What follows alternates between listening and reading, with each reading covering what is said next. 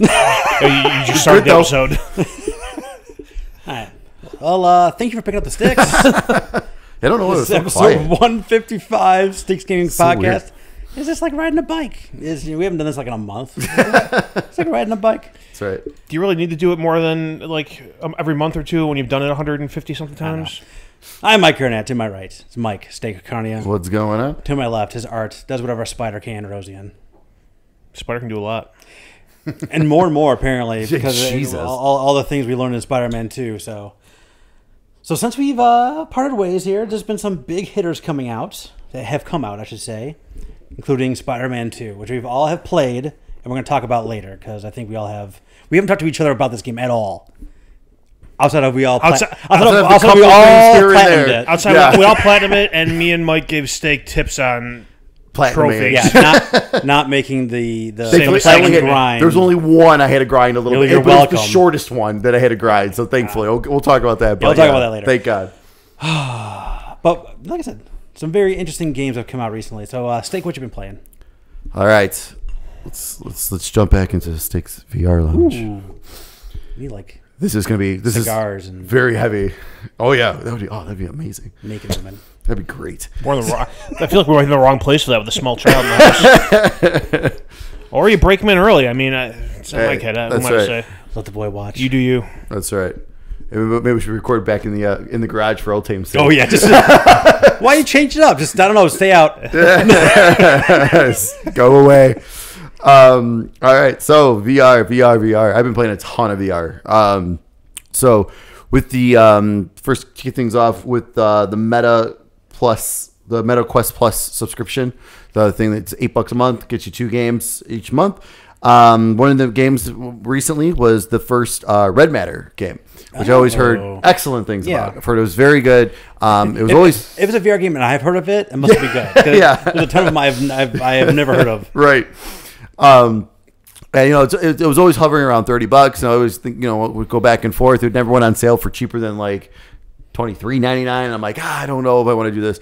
But it was on there, so perfect time to try it. So loaded up on my Quest 2, and played through the whole thing. I think it's very short. I think it took me maybe an hour and a half, like roughly, but very cool. Great puzzles, really cool story. Looked very nice. But yeah, it was super enjoyable. So I'm glad I held off though. Like not like $30 would have been like, man, that was kind of a lot for like an hour and a half like experience. Yeah. But it's definitely worth playing. It's really cool. I know on PlayStation VR 2 they just got an update with updated graphics and everything for that game. So and I hear it's amazing looking. It looks really nice for how old it was on Quest 2. Yeah, I keep going into when I'm looking at the sales on the PlayStation Network. I keep redeeming my free upgrades to PSVR 2 games that I have. Oh yeah, just in case. Oh, why not? You never know. Why not? Might as well. There's a few of them. But I enjoyed it so much that it was great. It was good timing. Red Matter 2 was on sale on PlayStation VR 2. I bet they planned that. Yeah. So I played just the first. So this one's supposed to be quite a bit longer. Supposed to actually have some combat and stuff. The last one didn't have combat. It was more puzzle solving and things like that. Okay. This one I believe is supposed to have combat and stuff like that. I've only played maybe first half hour, 45 minutes. Stunning on PlayStation VR 2. Incredible. This is probably it's basically because before this it was Quest for me and PSVR 1, so I never done true PC VR, and now I'm wow, this must be what people have been experiencing at, and it was that much of an upgrade. This must have been the future for PC 3 years ago. Yeah. Yes. So I'm looking forward to getting back and really getting into that because it's cool because it's the way I do recommend playing Red Matter 1 because the way this begins, you could probably jump in, but there's some cool things that. It's oh, this is neat. So really looking forward to get back into that. Then after that, I upgraded the Quest 2 to the Quest 3. Naturally. What's the difference? Naturally. I thought you were reaching down to grab it. I was let me put it on and show you. So quite a bit actually. So it's actually quite a bit. The resolutions are much higher now. So it's Not still quite PSVR 2, but but quite a bit of an increase from Quest 2. And is it one of those things? I'm on all this is backward compatible, so all the Quest 2 Yes, will work everything on works. this. Everything is still it works. like a new let's like the same thing I talked about with like upgrading the idea download like a Quest 3 Yes. So content update or what I'm trying to say. So it's not an patch is the word upgrade. I'm It's just like a straight patch. Okay. So once you have the game, it gets patched, and then Do you have to manually go choose the upgrade, no, or no, it's just a patch. It's just a patch. So you automatically get it, which is nice. Good. Yeah. So there's been a handful, and a lot of developers have seen more coming. Okay. Because it just kind of came out. It just came out at the beginning of October, so we're only about a month in. But for this one, so the resolution uses pancake lenses. So it kind of gets sounds delicious. Yeah. Oh yeah, delicious. So it kind of gets rid of that kind of that fishbowl feel when you're in VR. Okay. Because it's flat lenses, so it doesn't have like the curvature to them. Okay, It's straight flat. So it actually opens up the field of view a bit more. Like it's a little bit higher, and because of that, and it's like, that's what causes like the better picture quality on top of just the power boost as well. Gotcha. This also has color pass through, so you can actually see everything, and so it's still like it's crazy because it's still slightly off, but it looks so good though too at the same time. Like there was one day I was taking care of the dishes. I had the headset on and I had YouTube playing. I would say, do you just walk through the house with that on now? Oh yeah, 100%. This is where I live. Absolutely. Honey. I was watching a video on YouTube while I was putting away the dishes. It was awesome. Safe live in the future. It's fantastic. But it's cool because now mixed reality is starting to become more and more things, and some of these updates are from mixed reality stuff. For instance, I don't have the game yet, but I really want to. I'm waiting for it to go on sale. Sync Riders is kind of like a rhythm game, very similar to kind of like Beat Sabers and things like that. But it has a mixed reality version where you will still see everything around you, but then it'll crack a hole into their wall, and that's where their notes are coming out of, and stuff like that. So you're still experiencing Synth Riders, but you can still kind of see your room behind it, around you and everything. So it does come with one mixed reality game called First Encounters, and it's really neat. So you look everywhere, you look all around your room and everything, and it maps your entire room for you, ceilings, windows, doors, things like that.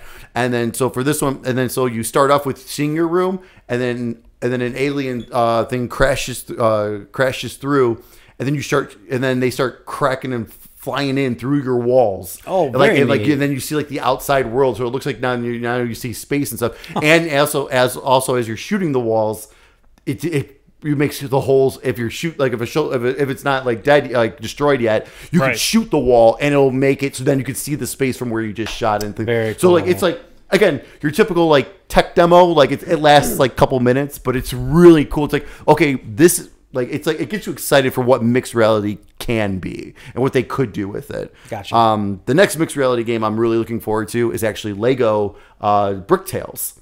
So it's one that's been on consoles. It's that one where it's the story where you build stuff, and it's got the story missions or whatever too. Did I play that one? You don't need a game for Lego reality anything. I'll take that bucket, dump it on the floor. Yeah. You walk across it in the dark, you'll get all the reality you need. But it plays out though. I still build it, but then it moves around for me. But that's going to actually use a mixed reality mode. So you build it. So if you're in front of a table, you build the pieces, and then it builds up the world on your table. And you play it through there and stuff, so it's gonna be really Lego Builder's Journey. Builder's Journey. I think it might be called. I think it's Brick Tales. I think it's called. You're probably right.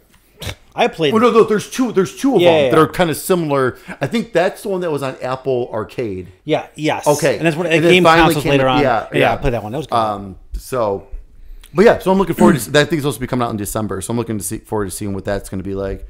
The other game I picked up and just in time because for the Quest 3, because they actually just released an update for the Quest 3, and that was quite neat because there's actually a toggle in the options for enhanced graphics, and it even says requires Meta Quest 3 to activate. It's called Dungeon of Eternity. It's basically a dungeon crawler game, kind of roguelike. Okay, But that makes sense. But it doesn't feel like roguelike only because it's like you're in a it feels more like a first person Diablo almost, like, and it's awesome. Like, you're collecting loot, you're collecting coins and all this stuff, and like that's, I mean, you use that to, it's mostly to unlock like cosmetic things and things like that. But it's really, really cool. It's a ton of fun. That was the first time I realized how short the Quest 3 battery life is, because I went through it in no time. Probably about an hour and a half. Oh, wow. So Quest 2 is not much longer than that, but it definitely is a big, and then if you're using mixed reality, it's quicker because it's using the camera's functionality, so it's using more power. But one of the cool things, and you can do this on Quest 2. I don't know why I've never did do this in the past, but I've been super using an app called Big Screen. So this is like where you sit in a room with other people and you watch movies together. There's like a host, they stream movies, and there are a ton of 3D movies on there. Like, people stream 3D movies, and it's in 3D, and it's great quality and everything. It's crazy. Stop trying to make 3D happen. Yeah, it's coming back. But it's so much fun. Like, people like sometimes you get in a room and people are super annoying because you can talk through, like, to each other and everything. But one night, anything involving people has the ability to be great or awful. There's been a couple times I've left the room because it's like, okay, this is great, too much.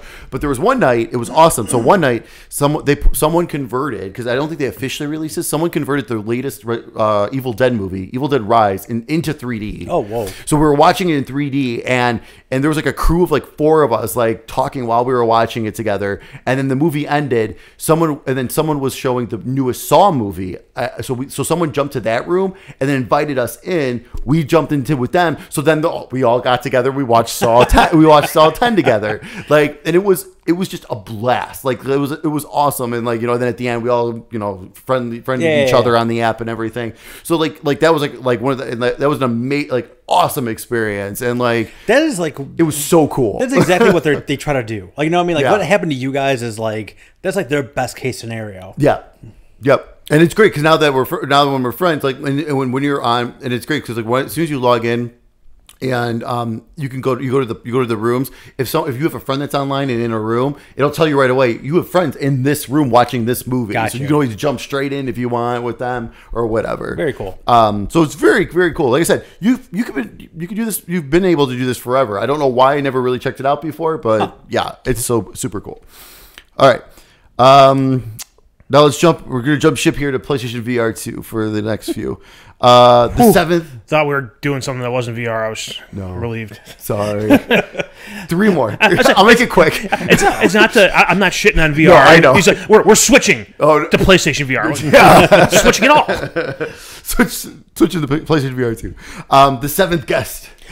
Oh my god. It's so cool. I know. VR. It's so cool in VR. I gotta just. Oh my god. I gotta get it. I mean, I said we got the You Quest got the Quest 2. Yeah, I gotta get it. So let me ask you, two nerds, this: what is that game?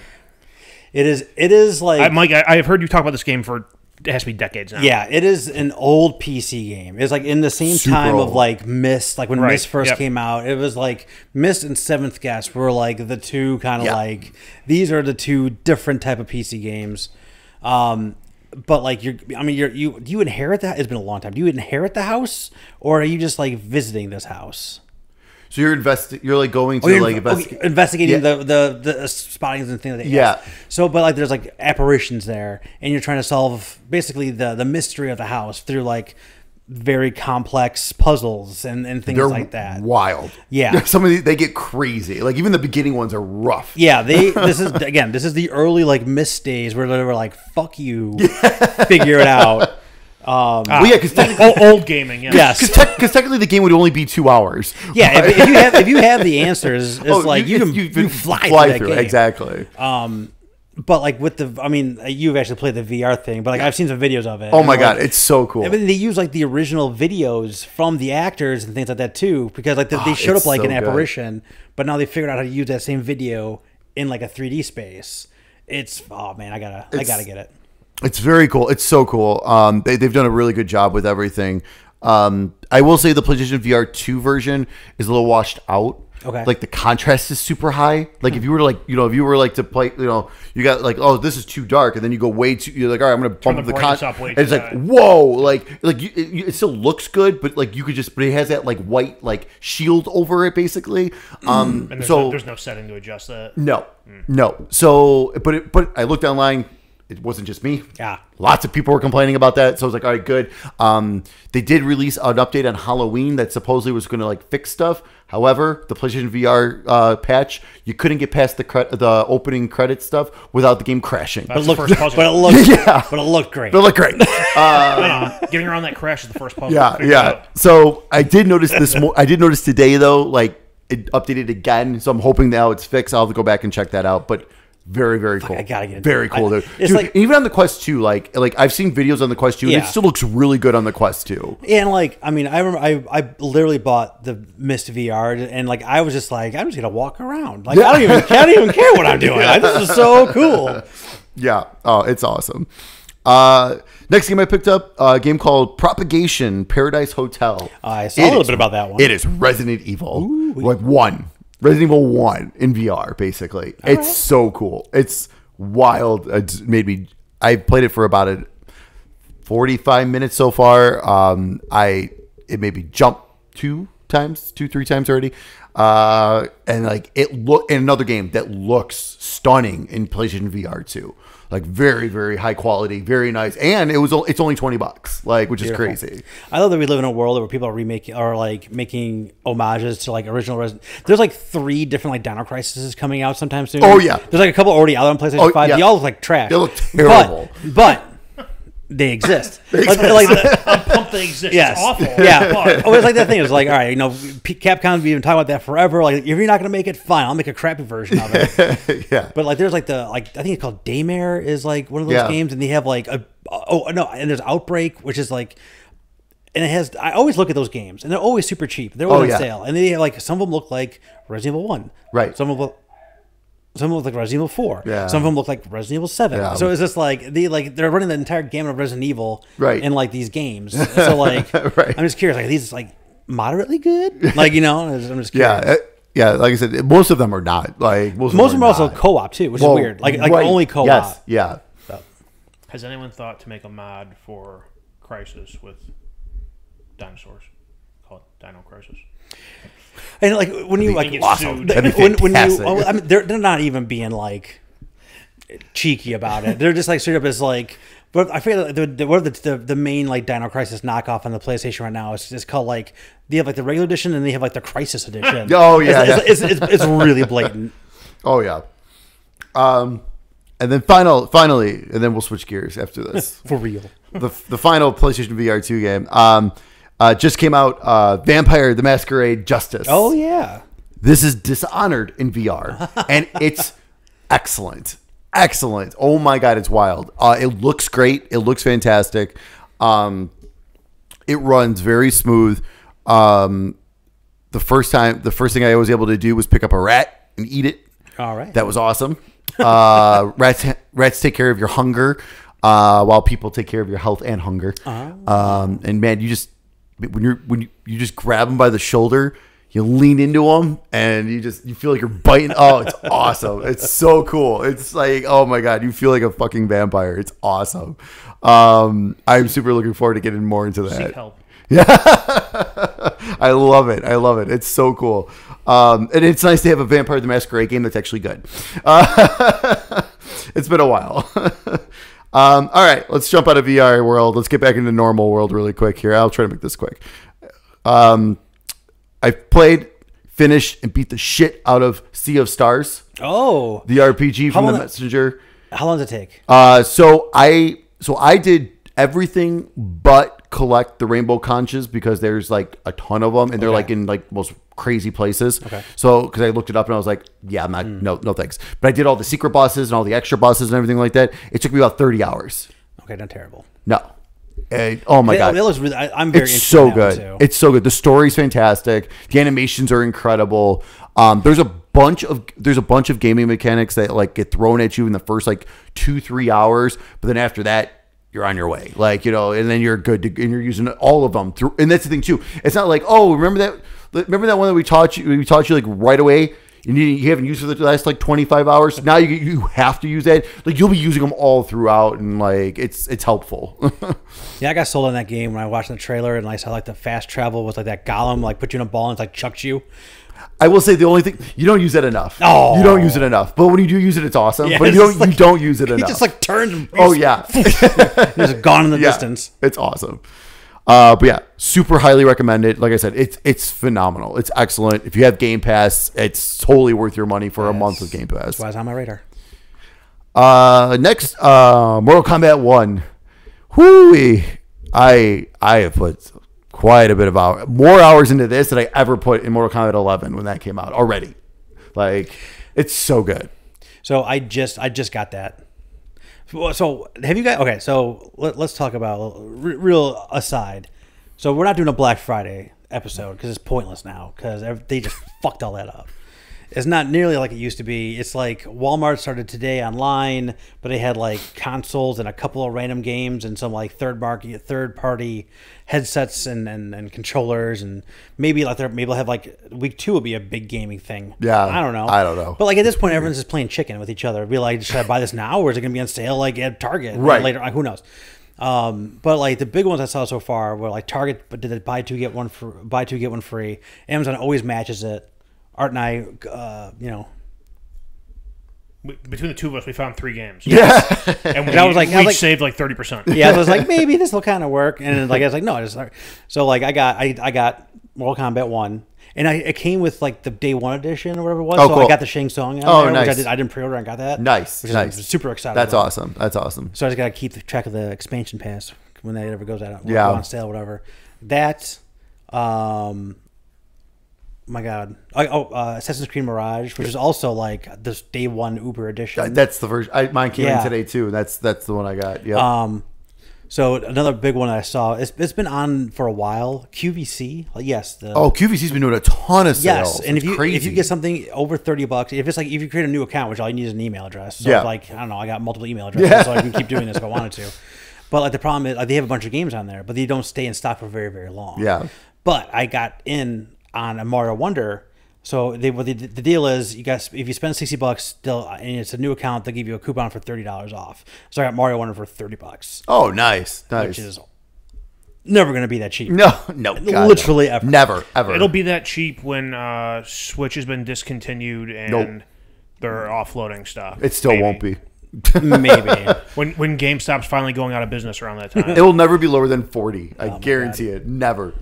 So yeah, so look for that coupon. I think it's like Holiday 30, and if you buy something for $59.99, you can find like a dollar donation, and they'll put you over the 60, and you can get the coupon. Nice. Lastly, GameStop is running. They've been doing this for a while, but they've added some new stuff. They have a bunch of games that are 25% off, 50% off, or 75% off. I got like the super edition of Dying Light 2 for $20. Oh, nice. I bought Final Fantasy Crisis Core, whatever the new version of that is. I got that for like $20 too. Oh, nice. So like those are, and there's like the 25% and 75% doesn't have a ton in there. They have a bunch of like the super Super Street, like the Mortal Kombat 1 like collector's edition. Oh yeah, which is like $220. Like the stuff like that's in there. But like there's a ton in the 50% off, and they're all brand new games. A ton of them in there. Those are all the deals I have seen so far. If you get them new though. I'm still bitter about Dying Light 2. What was the problem with that? The game glitched the fuck out on me. Oh, during the final game. yeah. I remember now. Still bitter. I'm sorry. I don't blame you. But it was cheap. I'm not saying you shouldn't have bought it. I'm saying I'm personally bitter at that game. Yeah, I think I am getting it because I used my $5 thing. So I got the game for $15. So I got the PlayStation 4 version because it's a free upgrade to the PlayStation 5. Oh, there you go. So I was like, I'll just why not save $15 and not get the PlayStation 5 version. And actually use a disc drive in your Right. PlayStation. So like that, yeah, no. So like that's like all. I think that's gonna be the Black Friday deal. Just like I don't know, just wait for Amazon to match everything and buy it from them. Sounds about right. They've ruined it. All right. On the bright side, I don't have to contact you on Thanksgiving night going, hey, when you're out shopping in the morning, look for this for me. But you might. That still might happen. Yeah, it's gonna. It's It true. probably will happen It's true. still. Because It will. GameStop's- It all these will. stores now are going, we're not opening on Thanksgiving. Now they're just going to dump a shit ton of last minute ads on you. Oh yeah, I mean, absolutely. because no one does ads, Right. like physical ads, so Right. that there's nothing to leak. Yep. Because there's, I mean, unless like the website themselves like show up like, all right, in 2 weeks, here the sales are going to be, which is what they're doing. Isn't Walmart Canada due for a leak? Yeah. Yes. The fact that nobody does physical ads anymore, that really sucks. Because like you tell my kid, like, hey, let's start working on a Christmas list. Well, when I was a kid, you pulled out the sales ads. Oh, and yeah. You either wrote down or you cut out the pictures of what you wanted and glued it to a piece of paper, and that was your list. And can't do that anymore. Well, I'll say actually Amazon sent us a catalog, Yeah, but it I was got one from it them. was It's very crap. disappointing. Yeah. Like we were going through it, I was going through it with him, and I'm like, this sucks. Like they're I not looked good. through it before I gave it to the kid, and like I didn't even give it to him. yeah, it was bad. The Target one was decent. Karen asked me, she's like, do we need this? I'm like, no, there's Yeah. nothing in there. Target- there's no wrestling stuff in there. I was like, the one we got from Target was decent. That one he circled a lot of like decent some stuff in Yeah. there at least. But yeah. But yeah, so Mortal Kombat 1's amazing. The story's excellent. I enjoyed it's. I understand why people say it's boring because it kind of is, but I still enjoyed the invasions mode. Got through all of season 1 in a few days. Been waiting for season 2 to start. I think it's actually kicking. I think they're going into maintenance mode tomorrow morning as of recording this because Omni-Man's coming out for his combat pack people. So and I think that's going to also kick off the new invasion. So I can finally season 2. The thing that sucks though is like so you get seasonal credit, you get seasonal coins, and you use that to buy the seasonal like cosmetics and all that kind of stuff. And then each season it goes away. They go away though. You restart from square one. But they're also charging real money for fatalities, which is absolutely ridiculous. Wait, hold on. Yep. Yeah. Hold on. So, like, I know, I mean, they $12? done the thing before was like 12. like the easy fatality and stuff like that, but I'm talking about like new fatalities. New fatality. So they released a Halloween fatality that like it's the same animation for everyone.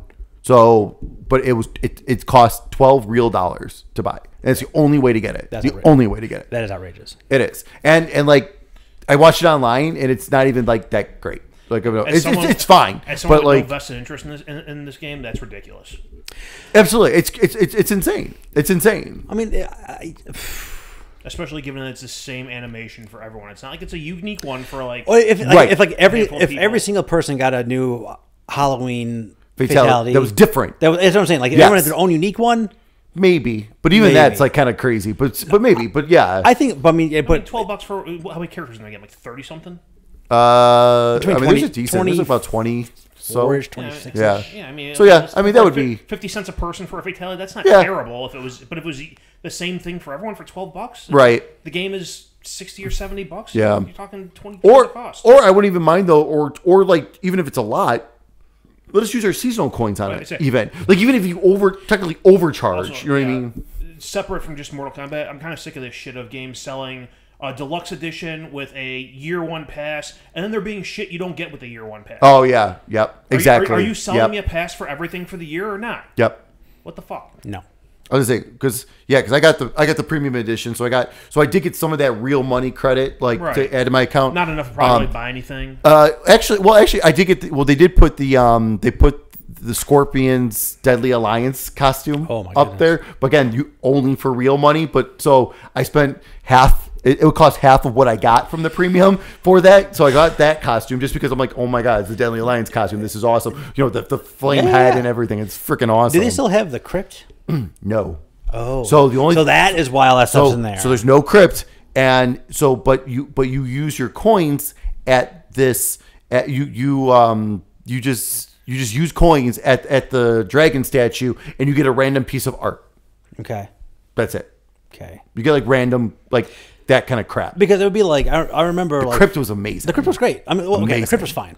Well, I mean, there would be a lot of things. There was a lot of secrets in there. But what I liked about the crypt, like when they had like the special things, you're like, hey, like Mortal Kombat would tweet out like a riddle, and if Yeah. you would go, you would figure out what that is and walk through the crypt to get to Yeah. that spot, and then that's how you would unlock that Right. stuff. Right. No, absolutely. Not just pay me money and get the Right. thing. No, it was cool. Yeah. They did a lot of, and I was like, Invasions does have some really neat things where like every so often they'll have like a clue thing. Yeah. And you got to like either unscramble it or figure out what it means. And a lot of times it's like, oh, I have to use this character's fatality to get to this part to unlock that gate. Oh, so they cool. do bring a little bit of that in Invasions, Okay. which was neat. But we'll see what season 2. I'm curious. I'm hoping they kind of spice it up a little because like it was cool. It was really neat for like the first like 2 worlds. Yeah. And there's like 5 of them total that you go through, and like by the time you like the 3rd world, they're like, all right, I just want to get through this. Let's go. Let's just move along. But it looks incredible, plays incredible. Like I said, this has been like the most I've played of a Mortal Kombat in a while, and I'm that's why I like I said, normally like this kind of stuff, like the season stuff, I don't give a shit about. I'm actually kind of pumped to go back in and do it and check out this next season. That's a good sign. Invasions. Yeah. And finally, I promise. Finally, I finished Diablo 4. I was online last night. I just went out. Like I didn't want to play anything. I just went on there to bullshit with Vegas because I hadn't talked to him in a while. And I'm like, I laughed. I'm like, Stick's playing Diablo. I'm like, I gave him some shit about not playing Spider-Man, saying it was just gonna be like Diablo. I wonder if that had anything to do with him playing Diablo. Oh, it totally did. I was like, I am finishing this fucking game before we record too. I finished both of them. So finally, I got back into Diablo 4. They fixed my sorceress. I was actually can like play again and actually do damage. But honestly, oh my god, like. So, I mean, I was in Act 3 when I got back into it. Act 3 was fine. Act 4 was super short. It was like very story building for that one. But Act 5 and 6 were just insane and awesome. Like, the story was just phenomenal. The cutscenes were awesome. I would say you hit a point there where it's like you're playing because you want to get to the next big cutscene. Yes. And especially that one with the big battle. Oh my gosh. Oh my god, that big battle was like that was amazing. That was awesome. That was the one where I don't remember I don't know if I fat fingered a button or what, but like I didn't see the cutscene. So like I was playing with Andy in Vegas. I'm like, I hear them going like, oh my god. I'm like, all right, you know what? I'm gonna be back in 5 minutes. I gotta find this video on YouTube. Yeah, yeah, that was amazing. Oh my god, it was so good. But I found it on YouTube and watched it on my phone. I'm like, I'm kind of pissed I didn't get to see that on my TV. Yeah, yeah, but it. I'm so glad I finally finished it because this is by far the best story Diablo that they've ever released. It was phenomenal. They announced the first expansion's coming late next year. I can't wait. I can't freaking wait now for that. But yeah, it's super awesome. And like now also too, it's like, all right, now if I want to, I feel like I can finally jump into the seasons if I want to now. I'm not gonna. I probably won't. I jumped in for a bit in the first one. Played for a while, never hit like max level on the character or even close. I never hit like level 50 on the character. Jumped in for like a night in season 2. I don't see the point in it. Yeah. Yeah, like I said, the expansions are what I want. Like I want war story and all that. Like I think that that's kind why of I stuff. concluded. Like they announced that they're doing like a proper expansion. Yeah. When that comes out, maybe I'll jump back in, but I'm not gonna keep dipping my toe in these seasons because you have to start from scratch. It's not like you can bring a current character in there. So, yeah, I mean, until that expansion comes out, I'm probably done with that game. Yeah, yeah, but at least finally got there. Yeah, finally finished. All right, go ahead. All right, sorry. What's your plan? What do you think here? So don't talk about Spider-Man yet. I won't talk about Spider-Man 2 yet. Going all the way back to the last episode. Shortly after we recorded, I went and played more Starfield. In my space pirate mission, I hit a point where there's a mission where they wanted me to do like 3 dogfight battles, and I had to fly like kilometers manually between them to do them. And I haven't touched the game since. Oh, I did the first one, and then saw the next one was like 2,000 kilometers away, and I couldn't like jump to it. Really? And I'm like, no. Good. So I haven't touched that since. Maybe that's changed since then. I don't know. I mean, there were a few things that went wonky, obviously, with that game. Like, yeah. So I mean, that could have been one of those things too, because I had like, especially with like fast travel. Yeah. Like I had like I don't know if there was one ship I found. Do you find a ship that was like, from Earth, that was like in space for I don't generations? think so. No. Well, long story short, I found them and Found the casino. they were supposed to be in a. We found the casino. Casino's a cool one. That's the one I was telling you about the last time we talked about it with the 0G battle Yeah. and gun recoil. Yeah. Yeah, I found that one before the last time we talked, but didn't want to get into details. Yeah. But the one I was talking about, like I had to relocate. Long story short, I had to relocate them, and then they weren't where they were relocated. Like I don't know where they relocated. Like I found them once relocated, and then like there's one of your one of the activities says like check in with that ship, and it sends me back to where they were originally, and they're not there anymore. They've relocated, and I don't know where they went. So I saw them once, and I haven't seen them again since. So I don't know. Yeah. So I mean, eventually I'll probably jump in there again to see if I don't have to waste a bunch of time manually flying between these battles. I would love that game so much more if just all the flying shit was not in it. I have a lot to say about Starfield. So do you want me to go jump into this now, or do you want to do? Go ahead, jump into it now while we're talking about it. Okay, so I finished Starfield. I have probably put like 85, 90-ish hours into it. Nice. Okay, so like I said, I mean, the story I was making in the game was, like I said, I was failed politician, basically trying to find favor with large organizations, either through blackmail or doing good deeds, or I was trying to become leader of the people, more or less, which is something I was making up in my mind. It was basically just the only thing that really helped me do was kind of drive my decision making. Like, is this going to give me influence? Is this going to be good for me in the long run? So I played the whole game like that, and there's a lot of really cool things I did in that section. Like for that, I felt like I needed to romance somebody because I can't be a politician without a wife. So Andrea's just my girl. Big also because she didn't judge me when I was stealing shit or killing people, which is what I really needed in that moment. And she's also kicks ass. But so like I was playing the whole game like that. I don't want to really spoil what happened, but I mean, everyone's talking about like the New Game Plus. Mm-hmm. So I'm not going to spoil what that actually is, what the details look like, and things like that.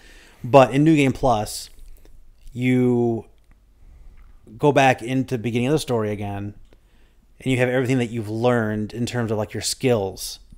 It is almost impossible to fill the skill tree up with the normal. It seems like with the normal play. I mean, I wasn't even close in 80 hours. Yeah. So I think you have to play multiple playthroughs to get everything going. So that's kind of my issue is. So I saved right before, like, basically the last thing I do before I restart the game. There is unfathomable amount of things I can still do in my current run, like without finishing the game. Right. Like, I can't even. I mean, so many missions and so many planets I didn't do. Yeah. I actually went through, did the New Game Plus just to see what it was, and like I thought I was gonna be able to keep all my knowledge, like all my scans, all my everything. None of that stuff. It's just your skills and your abilities. That's it. That is it. Wow. All your money, all your possessions, all your everything go away. Okay. But then, like in my story, like it would make sense for me to play the game again so I can like gain favor. But in reality, I don't want to redo all that stuff over again. Right. And you can replay the game up to 10 times, and it seems like I think the actual point is to actually play it multiple times. Oh my God. When you get, this isn't a spoiler because it happens like the very first time you go to, my God, it's called the Lodge. It's been a minute. What's like what all the constellation is? I think that's the name of the Lodge. The Lodge. The main basic constellation. The very first time. They're like, here is the new guy. Right. That's basically where New Game Plus starts. It was right then and there. Oh, okay. And you get an option to be like, hey, do you want to do the story or not? Okay. So you can basically be like, you don't need to do the story, or you need to do the story. And like you can, every time you replay it, like you can change it and it'll make different choices.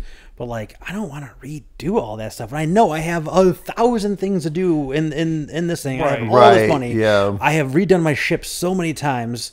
And I love my ship now. Like I don't want to just You'll lose that. Yeah. You lose everything. Right. And there's like so many, like I said, there's so many different skills and all this stuff I have not.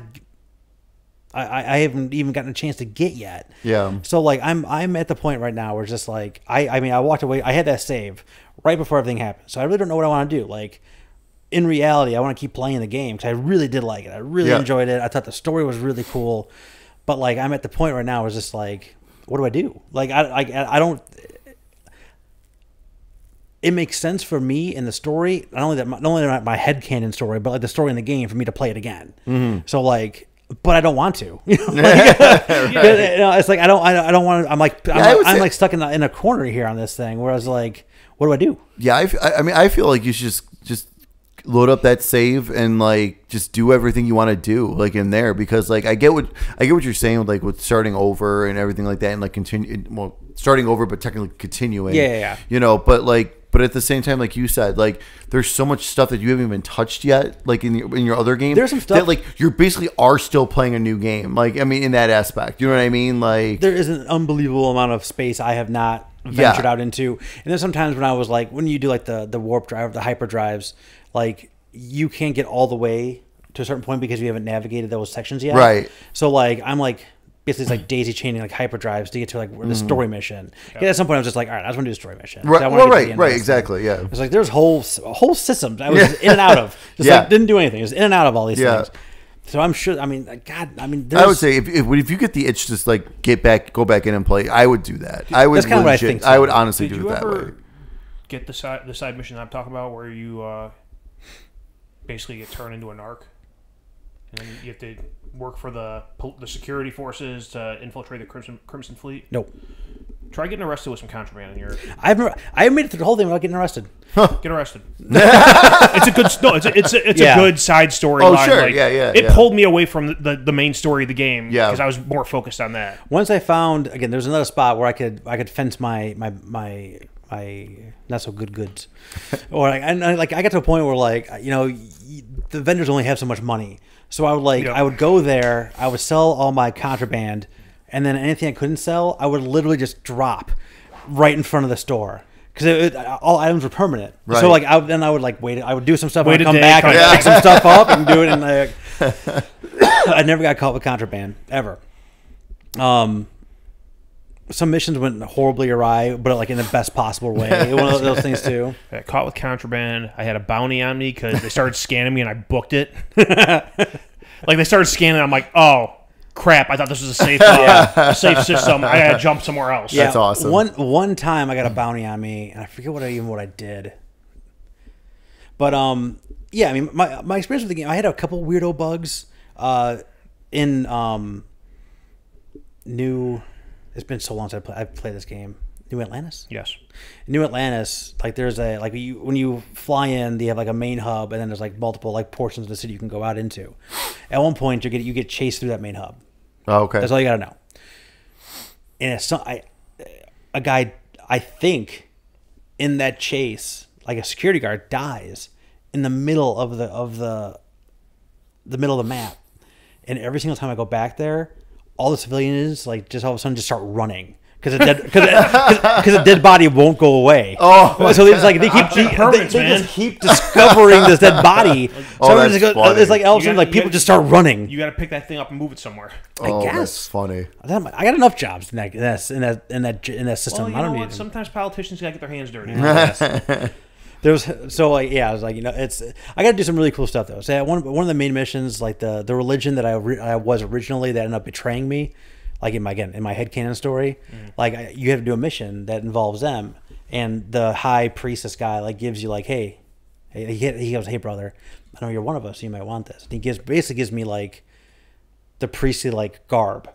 Okay. Whatever it was, and I like literally I took it out of my inventory and just like chucked it at him. Just like I don't want any part of this. But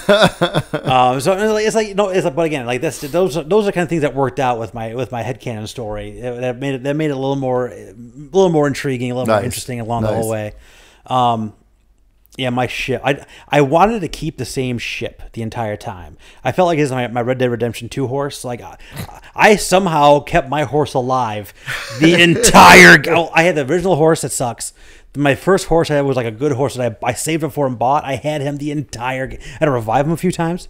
But I had that same horse the entire game, and I was trying to kind of recreate that with this thing. So I was like, but man, there was nothing of his original structure left. It was just his name, and everything else was just changed. I just made this complete teardown. Oh my god! I made this big beefy boy with he had like four. He had four of the like the landing pads on both sides. So he had like legs, and he had like I was like, oh my god, it's gonna be so good. I'm gonna be able to grow my crew. Yeah. But you can only grow your crew once you get down to a skill tree. I was like, motherfucker, like this thing, like it's like the last thing in the skill tree. It's just like, oh my god, yeah, it's the last tier, so you got to spend X number of points in that part it's of the skill tree. So much, and you have to do all the challenges to even level up the skill you need to level up. And and that kind of is my. I mean, I know I'm going to get XP from the side missions. I'm going to get XP from all that stuff, but like, there's no level cap in the game. There isn't one. Like I looked it up. There isn't one. Okay. So like, but like the XP, it does get harder and harder to get. Yeah. So like, but in like the biggest missions you can do, the biggest XP that you can get is from those main missions. So like, do I just go back? I know that, but then the same thing. Do I go back in and get these things, and then like maybe I run through this a couple times where I just run through these main missions, pop a bunch of XP, and then okay, this is like the universe. This is the universe I'm going to live in now as my third or fourth playthrough, or whatever it is. So like, oh man, it's one of those things though too, where there's so many other games to play that are coming out. Have recently come out. Dude, 100%. Like that's the thing. Yes. Like that was kind of my thing. Like because like there's what was it? Oh, like Sea of Stars was a perfect example. I was loving that game. I enjoyed every minute of it, and I was like, all right. I'm like, let me go see how many. I'm like, all right, I only have half of the Rainbow Conches. I'm like, all right, well, let's see what does it take to get the rest. And I'm like, I've got other things to play. Yeah. I can't like as much as I enjoy this, like there are other things to do. And that's why I walked away from Starfield. Like I was like, all right, Spider-Man's coming out like shortly, like imminently. Like I need okay, I gotta make a decision here, or just like stop right here, so I can when I come back, I know what I'm getting into. But yeah, I mean the ending of the game is really fucking neat. And like what they do for New Game Plus is really fucking neat. Yeah. But it's just like if I had infinite time, right, I would just if you won that $1.5 billion Powerball. Yeah. Hell yeah. I mean like play through 5 or 6 by now. but then I Google some things and I just say like, man, there's like so much shit I didn't do. Mm-hmm. And it's like I think that's probably the right move. Is just do that. But like. So when you get to the ending, you got some different options of just like, okay, do you want to? Oh, poor boy. That doesn't need to be recording. That's all right. Feel bad. So like you get the because when you actually have options. Yeah. Like you can get to the end of the game and you're like, do you want to continue? You want to all right, New Game Plus? Right. Yeah. Or do you want to like turn around, continue your save, and then like throw New Game Plus in the garbage forever? So it's just like I don't want to do that either. Oh, I think that's what it is. Oh, I think that's what it is. But I've been like played. I didn't get to the I've tried some different iterations of this thing. That's the opposite of how most games handle that. Usually, most games it's like if you hit that point, like a point of no return. Yeah. Like, hey, you're hitting the point of no return. Anything you want to wrap that shit up. Yeah, now. I think. If I do like the walk away section, I don't know if I can like come back to it again. Because the way they make it sound, like narratively, it makes it sound like no, you can't. Like this is your choice. Oh, so like you're red pill or blue pill. Thank God I made a save beforehand. So like I that's like the one thing I didn't try out. I don't know if the walk away option I didn't take, but yeah, like, but also the story has some of these things where it's just like, man, what would have happened if I took A or B? Like I chose an option. Well, there's an A or B option, and I talked my way into a C option. So like I didn't even do one. I didn't do either one of the main 2 paths. Like I was able to talk my way into a C option here. So like I don't just like, but I think that's kind of like ultimately like when I walked in here, I was thinking about the podcast today. I was like, do I like Starfield? And I think I do. Just like through like talking about it now too, is just like I've gotten a chance to do so many cool things, so many different experiences. You put 80 hours into it. Just because you're not willing to sink another 80 hours in doesn't mean you don't like a game. 100%. Exactly. And I mean, there's so many just like cool little things that you come across and find, and story moments, and just like weirdo like ships and passing. You know, it's just like, what the heck is this going on? And like it's really. Did you come across the cult in space? The what? The cult. I don't think so. Ooh, that was a fun one. So the cult in space, long story short, I had the ship to myself. And I put but before I had my place where I knew I could deliver my contraband, I was like, well, I'm just going to store my contraband in the ship because no one's going to be looking for this shit because there's no people here. Right. So I put all my stuff in their cargo bay. And the second time I came back around for it again, that ship was just gone. So my contraband is floating somewhere in the universe. I don't know if it actually went somewhere else, or after I finished that occurrence of that. That's not even like a mission. It's like something you come across and find. Yeah. You know, it's one of those things. So I don't know if that it goes away after you find it, or if it's just floating around somewhere. I don't know. You found it. You didn't repair it. You didn't steal it. It's gone. Pretty much. Like I don't know what I could have done with it, but like, yeah, it was just gone. So I don't have my mech parts or whatever the fuck I was trying to hawk. Harvested organs.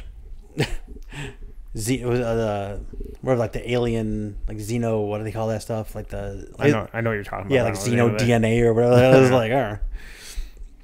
the bad writings about the serpent cult, the serpent religion.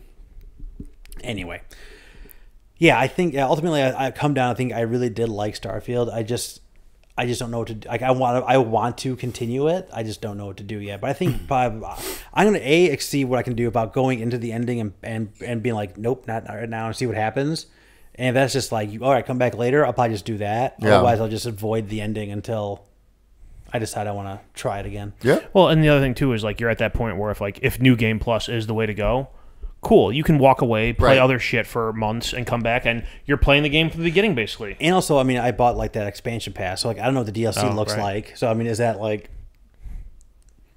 Yeah, I mean, it's gonna be something. I mean, it's gonna be something huge. I would imagine it's something. Yeah, some new area to go into. Let's do some whole another system. Yeah, if it's anything like Fallout, other expansion passes, just like here's a whole new city to go to. Yeah, exactly. So it's gonna be huge.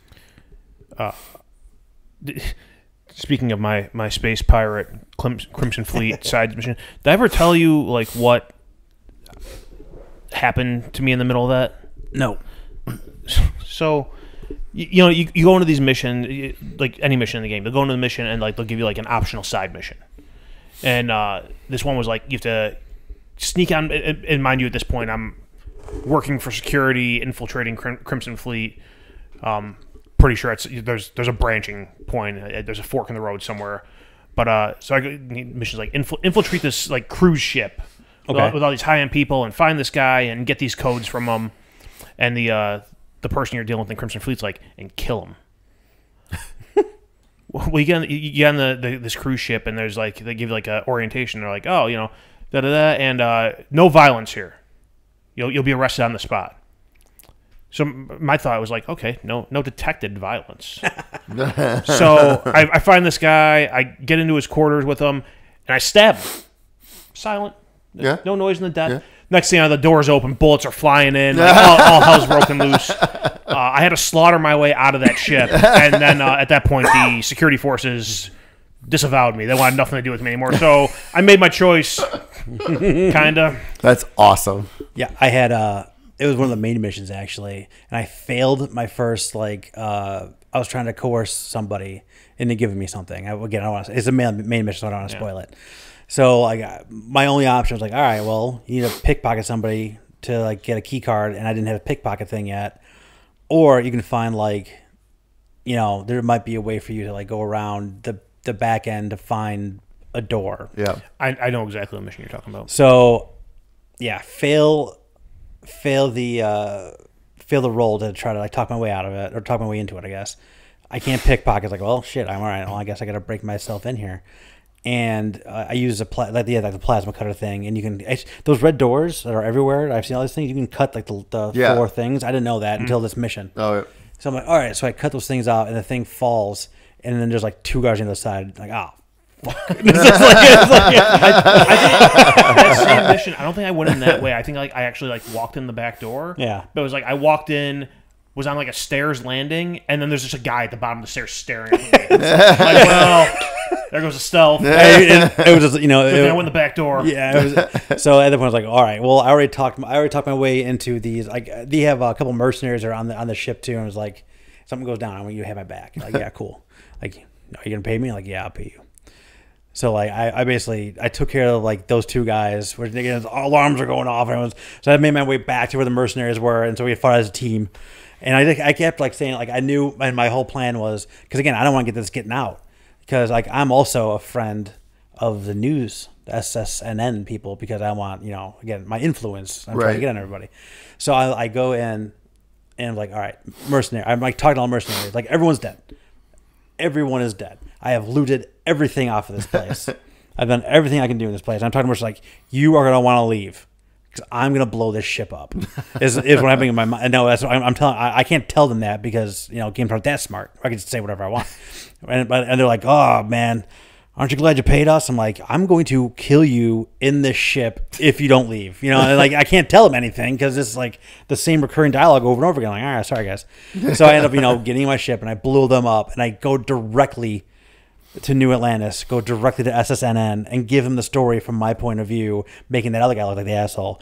So that was the story that they put up over the news. Like, nice. You walk around, you hear the news thing. So it was just like, I was like, I got to keep my good name. Nice. So, but it's like shit like that makes the game like that is so fucking cool. That's very cool. My last Starfield comment. Once I slaughtered my way out of that cruise ship, I was carrying like 4 times my weight limit and what I'm allowed to carry because I looted every corpse. I'm like I just screwed up the storyline I was interested in, so I'm getting something out of this. The over encumbrance problem is for real. Yeah, it's not fun. I had my ship has so much cargo. I was just saying, you said cargo. You said you made your ship, and you're like, you said I have these 4 things. I'm like, cargo holds. Is it 4 cargo holds? Because you need 4 cargo holds. Once I like leveled up my shipbuilding ability, whatever it is, the very first thing I did was go to a place to get like the biggest ones they have. Yeah. And I bought 2 of them. So like I had by the time I was finishing the game, my cargo hold was like, I still have like half the space, but I had so much space. Yeah. It was this big tank of a vehicle. Like, that thing barely would turn in space, but it landed. It had everything I needed on board. I could do all my science on board. I could do all my health stuff on board. I could have my weapons on board. I had everything on board. That's all that matters. Last thing I'm gonna say about Starfield: did you find the Mantis missions? Mantis. No, you would know right away. No. That is one of the coolest things in this game too. I don't have to say anything about it, but you hear like I killed a guy and I pulled up one of those like data slates. And Data Slate was talking about like the hunting down the mantis, and you start that quest line, and it's so badass, like how it ends and like what you get to like what you discover along the way, and how you get there. I don't want to spoil any of it because it is so cool. But if you get any like one of your like side missions, I think it is something called like finding the mantis or the mantis, go do that one. You get cool stuff. And it's a good time to go. And it's a really good time to go through the mission. Nice. All right. I'm done talking about Starfield. Moving on. So after I finished playing Spider-Man 2, I was sitting there. It was very much a, well, now what do I do moment. And I decided after playing through Spider-Man 2 that there was definitely a bunch of stuff from Spider-Man Miles Morales I didn't get, and I never finished that game. So I started playing that again. Apparently, I was like 50% of the way through the game. Oh. So I started playing that again, and man, you cannot go back. Dipping the toe in Spider-Man 2 here. In Spider-Man 2, you get a wingsuit, which everyone knew from the video previews. The trailers and everything else. It is hard to go back and not have a wingsuit to get around. Yeah, I use a wingsuit a lot. Yeah, me too. The wingsuit and the wind tunnels and yeah. So I didn't stick around in Miles Morales very long. I mean. So you never completed that story? No. Oh, you gotta fight through it. That story's really good. It is. It is really good. I love that final fight too. I need to fight through it. Oh my god, the final fight's insane. Yeah. I don't know. I need to fight through it right now. That's fine. Or just give it time. Or just playing on easy. Honest to God, like just so you. What do you think I'm doing? Okay, yeah, I was gonna say 100%. No, the combat, the gameplay was all perfectly fine. Yeah. It's just swinging from place to place after I have the wingsuit. I'm like, oh, this is so tedious. No, that's fair. Fast travel is loading. Oh, fuck. Yeah. Why am I doing on a subway? Yeah. But that story, and then man, I forgot about that final battle. That final battle is so fucking epic. Yep. Like it's very good. Awesome. So you really, just for the story aspects. When I was I get it. When I was playing it, it was like just to mainline story missions, which sucks too because like I went through and played like 1 or 2 story missions real quick, which I had played before, and then it stopped giving me story missions. You have to do like the friendly neighborhood. Yeah. Gives you more. Because if I could have, I would have just mainline. My plan was jump in, mainline the story, and be done. Because on easy mode, and I just came off 30 hours of kind of the same combat, I'd be fine. But yeah, it's just the swinging is really tedious. That might be a winter break project for me. But no, that is one of the things about the first two Spider-Man games. Think about Spider-Man and Miles Morales. That those opportunities when you had to do other sides that were forced you to do side stuff would last way too long before a story mode mission would finally click. Where I will say in Spider-Man 2 that was improved because there was only like a couple times. Yeah, you get down. But it was like instant. Yeah, you like go by a couple blocks. And they ring you did one crime mission and then here we go. Here's your next story. I'm pretty sure there's a few times that hit me. Like you finish a story mission and it doesn't give you another one right away. Yeah. And you finish a story mission and you're sitting perched on top of a building. Yeah. And I would sit there and check something on my phone and I didn't have to do anything else. And then it would click. It would pop the next one. They did definitely improve that because in Miles, I remember in Miles and in Spider-Man there was a couple moments where it's like, all right, let's fucking go. And I had no story, and I always did everything like I think how we played. I always do everything I can before the story. So by that time that hit, I had nothing to do anyway. So I was like, okay. And then the last thing I picked up a few nights ago and started playing was Inscription. I did see you on that. I don't know what the fuck that game is. Oh my god, you don't even know yet. Do you even know yet? Have you left the cabin yet? No. Oh, okay. So no, I'm not good enough at the card game to get out of the cabin. Apparently. Well, so I started playing this a couple months ago, and I never talked about it because I wanted to get more into it. Yeah. Because I know it's supposed to be crazy. So I finally was getting the handle of the card game. Yeah. And then I hit a roadblock, and then I'm like, okay. I need to do something like everyone always talks about that this is more than this. Yeah. And I'm like, so what the fuck am I supposed to be doing? And then I started exploring the cabin a little more. And I was like, okay. Yeah. So there's the card game. Like I've gotten up from the table. I've done all the things in the cabin that I can see. Unlock the safe and puzzles in the drawers and all that stuff like that. So I'm still like, I need to figure out the card game because I can get past the first two levels, and the third level, I'm just getting my dick kicked in. At one point you get those little totems. Yes, love the totems. Yes. Yeah. Oh yeah. You need to get one that is focused on the squirrel. I got one focused on the squirrel. The best thing I've gotten with that one so far is that every time you sacrifice a squirrel, it gives you 3 blood. Oh yeah, that's a good one. Fantastic. And they have some that like. Because you got to find the right combination. Like at one point, like the beginning of that game is you smashing your face against the wall multiple times, and then you're gonna finally they're gonna finally reward you with like the right combination of things. Yeah. Right. And like honestly, when I finally finished the cabin piece of it, like I was getting like the same section over and over and over again. Then I got the right combination of stuff, and I mowed through it. So you just gotta wait for the right combination of things to happen. Yeah, and that's one of those. I mean, like the night I played it, like I jumped on, I played it for like 2 or 3 hours, and I was tired and went to bed. It wasn't like I got frustrated with it. Yeah. I'm glad I brought it up and you said that because like after playing it, I was like, I like card battle games, but like how much of a game is there here? I went like how long to beat? It's like 12 hours. I'm like 12 hours of card battles. You got to be fucking kidding me. There's. I don't want to just keep. If you get out of the cabin and you're not interested, be done with it. All right. That's all I've been playing. I think. Okay. I think at some point, whether it was before the last podcast or not, I played Madden and it pissed me off. I haven't touched that in a month or 2. I went undefeated with the Cardinals. It took me 3 years. That's unrealistic. Well, the Bears have shown us anything. That is so unrealistic. 7 first-round picks in those 3 years. I had a game that came down to like I came back at the end of the game. I was on like 17 points or something, or 14 points, and came back like the last 2 minutes and kick a field goal as time expires. And as a fantasy drafted team, I drafted Justin Tucker, superstar. I have him set to not be affected by ice the kicker. So they called the timeout on up, and it goes into the ice the kicker mode. Which is like the stupidest thing ever.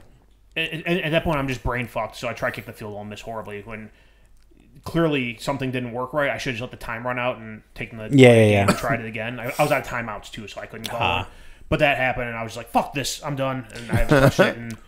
It's been at least 6 weeks. Well, I told you, I couldn't be happier. I had that game where someone they threw a ball down the sideline, the guy dropped it, and then the coach, the other team, I forget what team it was, reviewed the play through the red flag, and they called it a catch.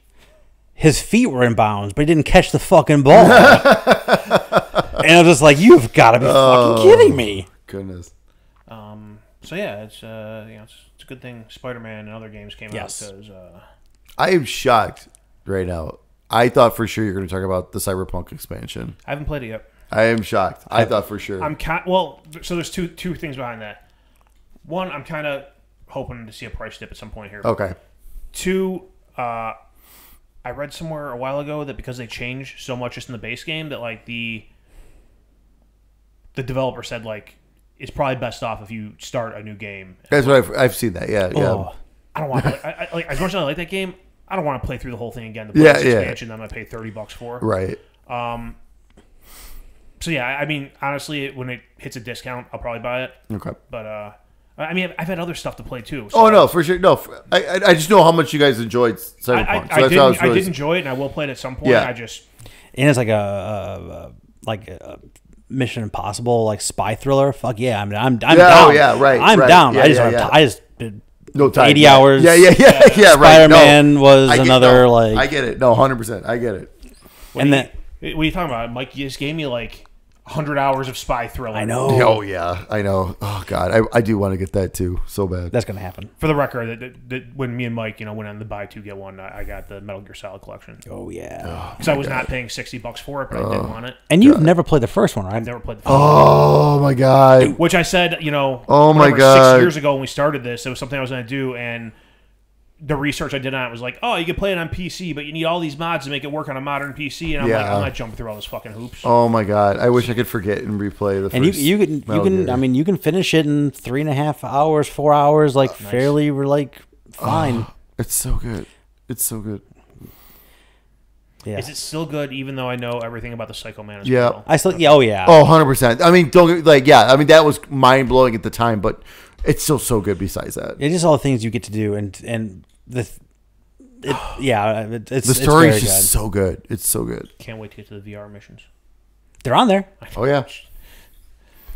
All right, so Mike, what have you been playing? Thank you. That's not 80 hours of Starfield.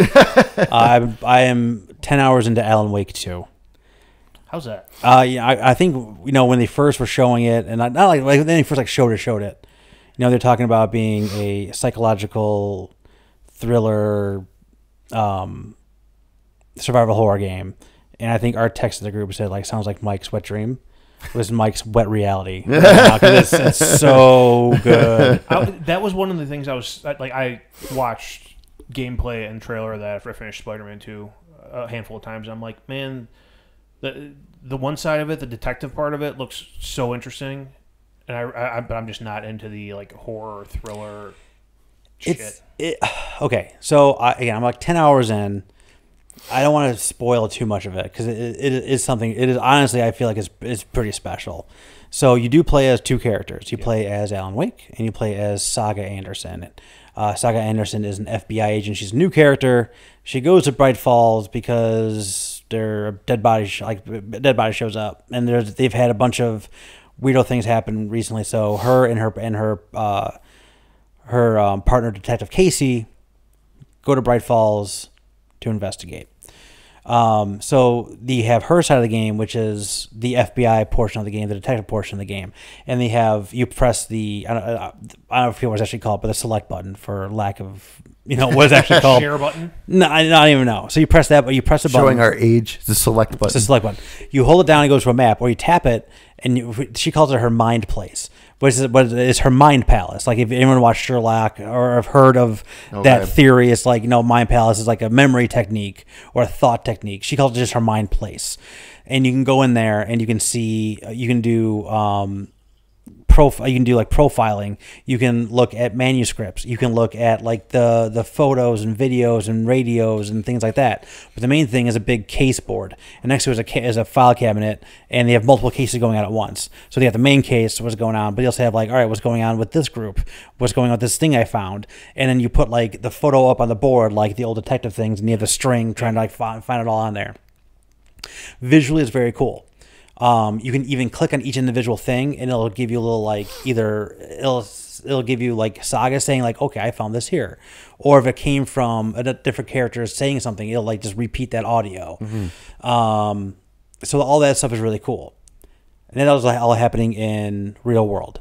Then you have the Alan Wake piece of it, which is the more psychological piece of it, the more survival horror pieces of it, happening in the dark place, but it's also the dark place is being changed by Alan Wake's writing. That's from all the games. That's like a very commonly known thing. But he also has his writer's room, and in the writer's room is a storyboard where you're trying to figure out the story. And like I said, like his writing is changing things. So I can have like a scene, like the very first one you go into is a subway station, and one of the very first things is like let's say it's a derailed train. And I can have 3 different plot points all in that derailed train. Like, okay, missing detective. And I put the missing detective story thread on the derailed train, and the derailed train scene changes around me. And I have new things I can access, new doors that are open. Then I was like, okay, what about this cult people? I put the cult people on there. Everything changes to be like, oh, now it's a cult type of a situation. It also changes around you, and like it opens up new things. Gives you a chance to find more items and more pieces, more clues and more pathways and more abilities and things like that. So like it's dynamic. It changes. It's so freaking cool. And it all works within a narrative too. It does that classic thing that Remedy games do, where like it melds like a live action with like the game with like that stuff too. And that stuff is all great and mind blowing. Like and this like. What I love about it is like I talk about like Inside. Like Inside, I think is like one of like the most perfect games of all time, because like I feel like every bit of everything is thought about and manicured and improved. Like you can see like every single scene was thought about. Same thing with this with Alan Wake. So like you're going into the subway and you see all like subways have signs all over the place. Yeah. And they have like warning signs and like, here's where you're at signs and things like that. And all those signs are all there. But when you actually look at them, it's like a blurb about a character.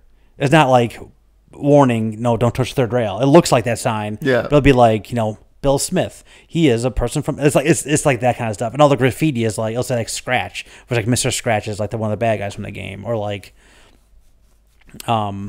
it'll just say like, you lost her, or just like it's all everything is telling the story. There's nothing extra in this game. Like everything is directed, and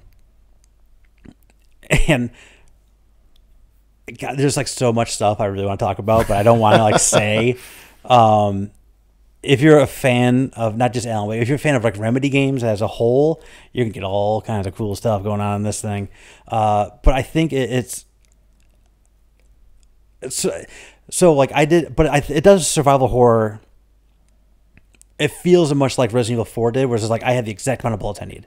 I have the exact amount of batteries I need for my flashlight. Like I finished the first like Alan Wake I finished the last Alan Wake section with a bullet. So it was like perfect, and like I'm right in the middle of the game right now, so like the story threads are very wide open. I think I had something I thought pegged like right away, and I still don't know what I think about it 10 hours into it. Like this may or may not be what I think it is, which I think is a super strong indication of how cool, like how interesting the story is. Yeah. But it's telling such a cool story, so intricately through two storylines that are intertwined between each other. I'm so excited to get to more of it. Like it took me a few tries to like get a long playthrough in. Like I had like an hour here, an hour there, and then I had like a 5-hour thing. I was just like, yes, this is what I needed. Yeah. Excuse me, to get into it. Isn't that what every game over like 3 hours needs? Yeah, I mean for real. Yeah. I 100%. I made no headway in Spider-Man until I had like 2 nights where I sat there from 9 p.m. Oh, to 3 yeah. in the morning. Same. Yeah, so Alan Wake 2 is something real special. Like everything about it, like between like there's like the audio cues, because like they have like when you're in like the dark place, they have these dark figures. You can like basically like they'll like push you down. They don't really take, most of them don't take like health away from you, but they'll just like harass you, and like you'll just turn a chord and you'll be like wake, and then you'll hear them like coming from the sign, or just like, I wasn't supposed to be in the story. It's like just like they're constantly chirping at you. And then that's all like the dark realm stuff, which is all neat. Then when you get into the real world, the bright fall stuff, like it's gorgeous, like it's unbelievably beautiful, and they have like the town feels very real. Like you spend a lot of time in the woods in the first section, then you actually get to the town. The diner's back from the first one. The diner has some really cool stuff going on in there. Yeah, I can't wait to find out what the hell is actually going on here. I got some thoughts about it, but just like man, I could be so wrong, and I'm excited to see what they're building, because they're building to something. Yeah, and it all feels monumental. Like the game feels great. It handles great too. I was gonna say, does it control better than the first one? Okay, so like there's a dodge in this one. I don't remember if there was a dodge in the last one. It's been a long time since I played that one. I find myself dodging fairly easily, like when things are coming in, especially when I get like the rhythm of like, someone's he's going to swing 3 times at me. Right. I haven't done a ton of combat yet, to be honest with you. Like there's a decent amount in the first Saga section. There's not a ton in the first Alan Wake section. Mm-hmm. I mean, it feels like an over-the-shoulder third-person shooter. Okay. But I'm just curious, because I tried loading up the remastered, and like, oh my god, just the opening scene. It's so hard to control, Alan. It's awful. I didn't feel that at all in this game. Okay. Honestly, this feels like a completely different. I mean, it's been 13 years, right? Oh yeah. So like, and they play into that as well. Like it feels like the time in the game has passed the same time as passed here. Yeah, I mean, it feels totally fine. Yeah. I don't feel. It feels like a modern controlling game. Okay. If that makes any sense. Well, that's good. That's an improvement. I don't think I really noticed. I don't know if there's a dodge or not. I'm trying to think if there's anything else that was really new. But yeah, it's like this is a thing. Like this is something special. And this Remedy just continues just not to fucking miss. Like they're just so goddamn good, and they're so aware of themselves. I think at this point too, like they're just like this is what we do, and they're gonna keep. And every single time they do it, they're gonna do it better. Yeah. Yeah. Just if you like Remedy games, you should definitely play this game, because this is like so far it feels like the best Remedy game.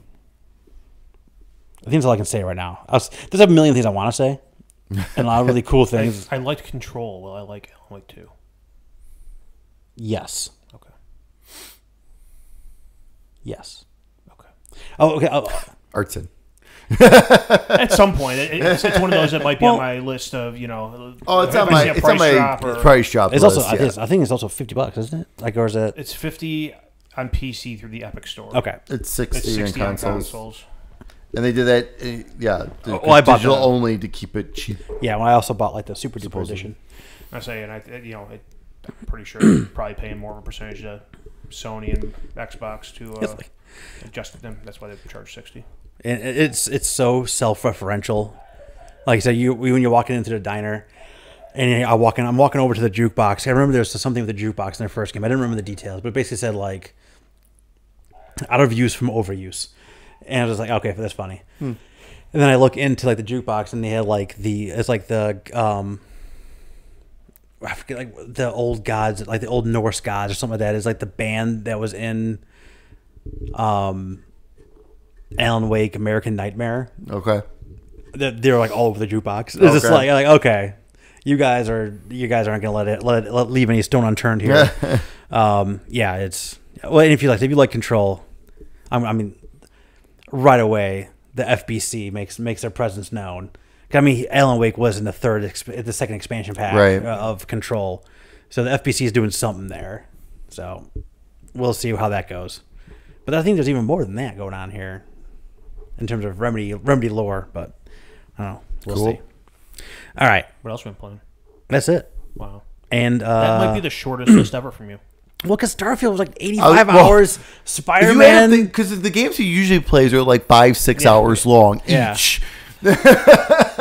Gameplay, hours-wise, that might be hours-wise. It's about the same. It's about the same. Hours-wise, probably might be longest. Yeah, it's ever. true. Actually, that's Number true. of titles might be the shortest. That is fact. But I do feel like so totally spoiled right now. Like you know, I mean, we're gonna talk about Spider-Man in a minute. Oh, dude, the game. This has just been ridiculous. Yeah, and like I'm not. You know, like after we're done here, I may not be going to bed because Like a Dragon. Gaiden is live right now. Oh shit! Let me ask you a question. How the fuck wasn't that available for preload in Game Pass? I don't know. That pisses me off. I hate that I looked it up today. I hate that. I don't understand what does and doesn't make the cut for preload. I know. I mean, I know. I don't know. They've known for months it's going to be on Game Pass on release day. Right. I was looking last night for it. I'm like, oh, you know, let's kick off I was the doing install. the exact same and thing. Like, exact same thing. Where is it? I'm like, I saw like a Dragon Ishin, the last one. Yeah. And I'm like, did I get it wrong? Is it not on Game Pass? I'm like Googling. I'm like, oh, no, it's on Game Pass. It comes out tomorrow. Yep. What the? Yep. But yeah, no, we got that. Yeah, so we got that right there. I mean, you know, I picked up the Star Ocean, the second one. That remake. Talos Principle 2, I want to play a lot. That looks really good. That just came out. Yep. I've got the expansion to Tales of Arise is tomorrow as well. I mean, I didn't play the Resident Evil 4 expansion. This is just freaking wild. Yeah. There's just so much out right now. Look, I mean, insane. Even Dead Space came out this year. Yeah. Resident Evil 4 came out this year. Yeah. Man, Dude, Game of the Year is gonna be brutal. I mean, like, Baldur's Gate's gotten rave reviews. I'm still waiting for the Xbox version on that. Which the only reason why I haven't gotten the PlayStation version is just because I've hit other stuff. Yeah, right. Or I would have given in already to the PlayStation version because I want to play it that bad. That I've heard that takes a long time for it to get up and going and get into, and I'm like. But it's supposed to be just amazing, right? But at the same time, I'm like, there's so many other things that I can play now that I know I'm not going to need to put double-digit hours. I know to know if it's for me or not. Yeah, I heard someone talk about Baldur's Gate 3 is it's. I mean, it sounds like the closest thing to D&D. Yeah. Where, 100%. You can the guy was he talked his way into unlocking a door. Yeah. He talked to the door and rolled correctly, and the door unlocked. like shit like that. Yep. I'm like, okay. Yep. I'm down for throwing my imagination at this thing. 100%. So yeah, that's way on my radar too. Yeah. I mean, I can't even think right now. But the kicker for me is all through this year, I've been sitting there games been coming out that people like, and I'm like, that's not my cup of tea. It's not my cup of tea. And now here in the last quarter of the year, just shit dumped. This is for you, and this is for you, and this might be for you, and this sounds interesting. I'm like, I don't have the time. Dude, Alan Wake 2 is so good. So good. It's worth just I know if I just spend a few $1,000s on a PC, but I did the fidelity mode. This looks fucking awesome, and then I swung the camera around. I'm gonna vomit because the frame rate is so bad. I go from Spider-Man 2, which was sure shit, compared to that, and I played the beginning of Alan Wake 2 in performance mode, and then I switched it over. And I was I can't. Problem. Yeah, you cannot start in performance mode. You cannot. You have to start in quality mode because if you do that, then you're screwed. Dude, I was just man. I have learned that the hard way a couple of times. That's why I start every game in quality mode. And then if it's absolutely brutal, then I will switch. It's man, the reflection of that asphalt looks amazing. I'm a graphics whore. I'll be honest. I'm a graphics whore. I that's why I pick quality all day because especially nowadays, some of these games are just stunning and it's okay, I could deal with the 30 frames. If it's a somewhat consistent 30, depends on what type of game you're playing too. Well, 100%, and most of my games are third person, so it's that is fine. Like Final Fantasy, I played the whole game in quality mode for that one. I'm at the point right now too where I'm playing chicken with Star Wars Jedi Survivor because I really want to play it. Oh, dude! But also I'm a couple months away from it showing up on Game Pass, so I'm yeah. I'm sorry, Dead Space beat it. This Space came out first. Oh, that's right. This was in January. That's right. It did. Yeah, like Okay, so we're 2 months away then. we should be. Hopefully. Yeah, I mean the Game Awards are going to be announced on Oh, my Monday, so that should be very interesting to Game see. Awards. They only got 6. I don't know what they're gonna pick. Well, I mean, okay, Baldur's Gate 3 sounds like it's a lock. Tears of the Kingdom is going to be a lock. Yep. Beyond that, Who knows? Anything could be on there, and who knows who's gonna win? Because everyone thought Tears of the Kingdom was a locked. I don't know. Like, I mean, as we all know from our previous discussions, that's not for us. Yeah. But it was huge. Oh, you said you really liked it. I really liked it for a little while. Okay. yeah. I'm not sure you ever had that follow up. It was the exact same Breath of the Wild effect. I really enjoyed the first 20, 25 hours, and then I hit a brick wall. Yeah. It was the same thing. Like, it was like too much going on, and I'm done. I'm done. Like Street Fighter 6, which I actually recently got to. Oh, yeah. I have not played yet. Street Fighter 6. awesome. I know. Hi-Fi Rush. I mean, I bounced off that. I don't know why. I don't think I was just feeling bright in that time. I gotta get back to it. I I gotta get back to that because it's not super long. It was either. no, it's not. But it was really good when Yeah. I enjoyed it when I was playing it. I gotta go back and finish that. so much. Oh my goodness. So well, let's talk about one of the potential Game of the War, Yeah, Game of the Year kick that up. I need to potentialities. get like a drink or something. So, Spider-Man 2 came out a couple weeks ago. We all beat the shit out of it already. Is this the first time we have all platinum a game like this? Pretty sure we all platinum the first Spider-Man. We all did, but like I don't know if it was within like the first 2 weeks. like that's of what I'm being saying. out. Like within like a reasonable release. I think this might be the first time we've done this. Probably because I don't have a ton of platinums. Yeah, I don't either. Spider-Man 1's one of my other ones. Like, no, I don't either. Probably. Yeah, that's crazy. It's not often that all of our interests align. Agree. I agree. No, absolutely. And it's funny because like you guys were way far ahead of where I was. We had to shame you into playing the game. Yeah, it shamed me. But I even said, I was like, I don't think I'm going to get to this because there was so much. And actually, there was just like a week where I didn't play anything game wise. Actually, I was recently. Oh my god! Well, listen, every time I would go to start something, I was just like, I would play it for like a half hour. I'm just like, I just don't feel like I'm not just getting. It wasn't like necessarily bad. I just couldn't get into it, and that's actually when I was doing a lot more of my that big screen on Quest. That I was actually just chilling, watching movies, and then go to bed. That's like, I mean, I haven't had one this year yet, but I haven't been like, I don't want to play anything. I haven't had that, like, I haven't looked at my wall of games and be like, I got nothing to play. I have not done that this year. Oh, well, yeah. it's between just work and everything. Like, I mean, like nighttime comes when I usually play games, and it's like 9 o'clock at night, and I'm like, I can go in the basement and play games for 4 hours, regret it tomorrow, or I can just go to bed. Yeah, right. And more often than not, I've been choosing just going to bed so I can function at work. Yeah. Well, I've been. I had a Carry couple. the insurance for the household. I had a couple weeks of that because just work was just hell. But I had a couple weeks of that, and then like I finally that broke. Yeah. And I'm back to my no sleep, which is great. So in a good way, it's great now. It's one of those things like Spider-Man broke me of that. Like, Yeah. for weeks I was like, I'm not super interested in anything Yeah. I have to play. I'd rather just get sleep. I'm gonna go to bed, and then Spider-Man hit, and like I think the first night or two I played for like an hour or two. And I was like, oh, this is cool. Yeah. And like I said, I had a couple nights in a row where I started playing at 9 and went to bed at 3. And, a couple nights in a row, 6 hours. We'll get through that game real quick. Oh yeah. Before we get too far into this, do we want to do like full spoilers? Because we've all played it. Yeah. I think so. We're right? doing It's full been long spoilers. enough. Okay, good. Spoiler alert! There's Spoiler alert! nothing Spoiler on alert! the map left for me to do. I have nothing No. else to do either. We're going full I had to spoiler. sit around and wait for crimes to happen to finish trophies. Yeah. I did that for an hour and a half. Ugh. I don't think I had to do it that long. Thankfully, mine wasn't that bad. So the only trophy I did not get was the 25 abilities in Symbiote mode. That was one of the two I had to That do. was one. So that was the only one I did because that was actually because the other ones were not hidden, but that was a hidden. That was a hidden one. Once Which I is fin- weird. once I don't know why they finished- hid that one. Yeah. Once I finished the story, I unhid all of them. Oh, Oh yeah. well, The no. hell See, with that. and that's why I was But like, you did a bunch of stuff before the well, that's the story. thing. So like I got the arms. Psychos. Yeah.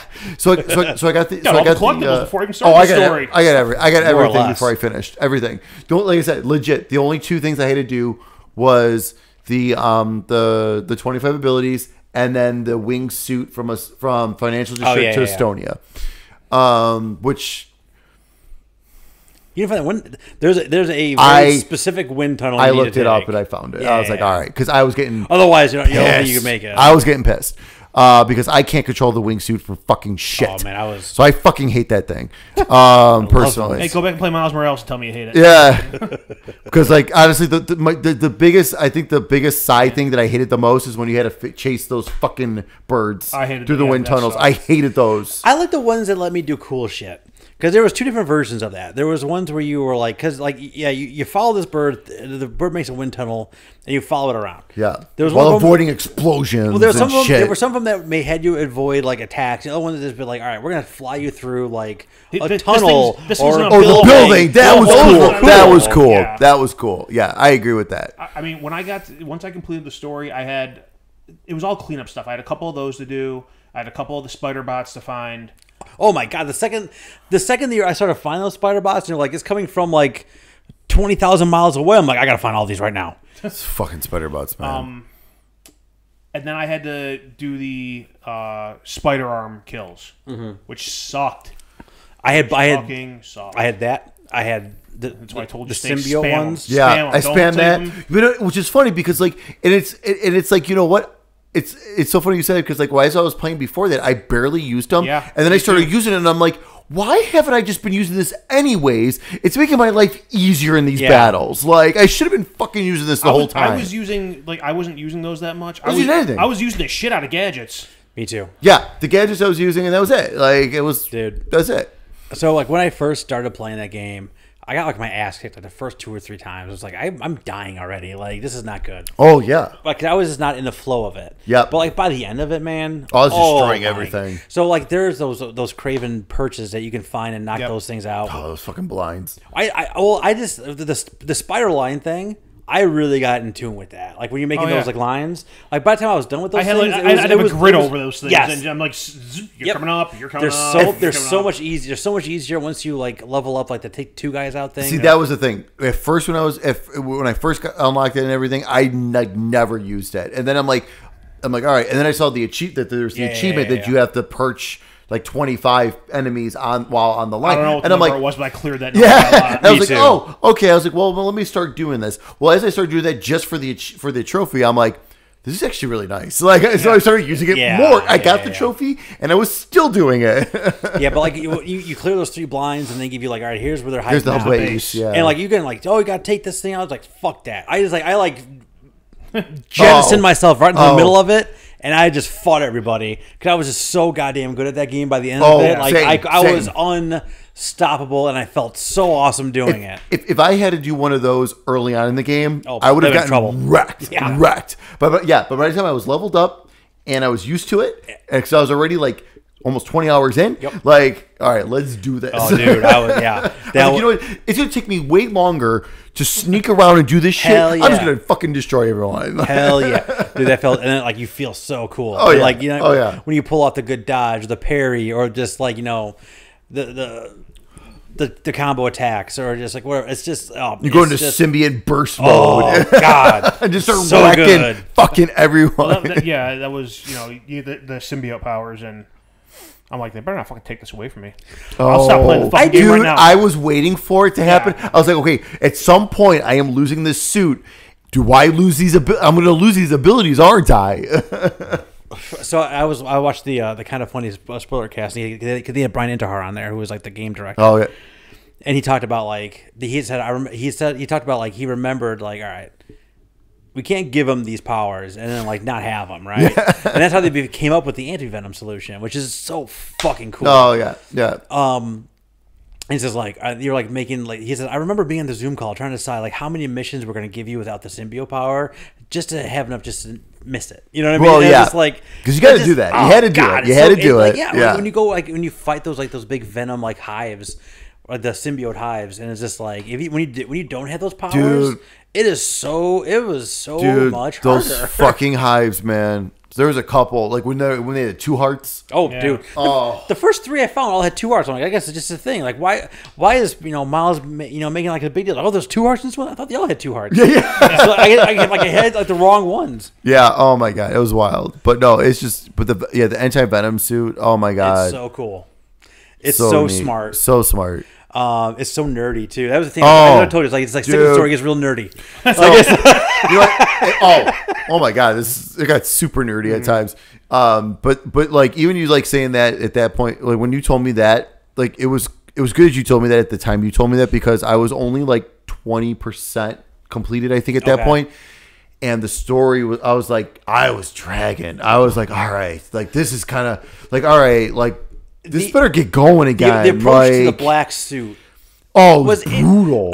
Almost. I mean, at times. Not The always. opening Sandman thing was awesome. Fucking awesome. And like leading up and like getting Harry back into your life and like cool, having the Life is Strange moments with him. Cool. When you're like riding your bike and you know, talking and like that felt like a Life is Strange game. I was down. There was that. There was like it was fine. You know, the upbeat, happy moments of like the foundation or whatever. The whole foundation aspect that was fine.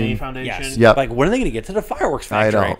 So like when they got there and like they got the black suit, that's when the thing really took off. I do agree with that. No, yeah, and because that's the thing too. It's like because every so often they would throw some Craven stuff in there, and I'm like, yes, here we go, and then like it would die out, and I'm like, fuck, like come on, I thought this was like we were gonna get going because Craven, I fucking love Craven. I think that is just an amazing character.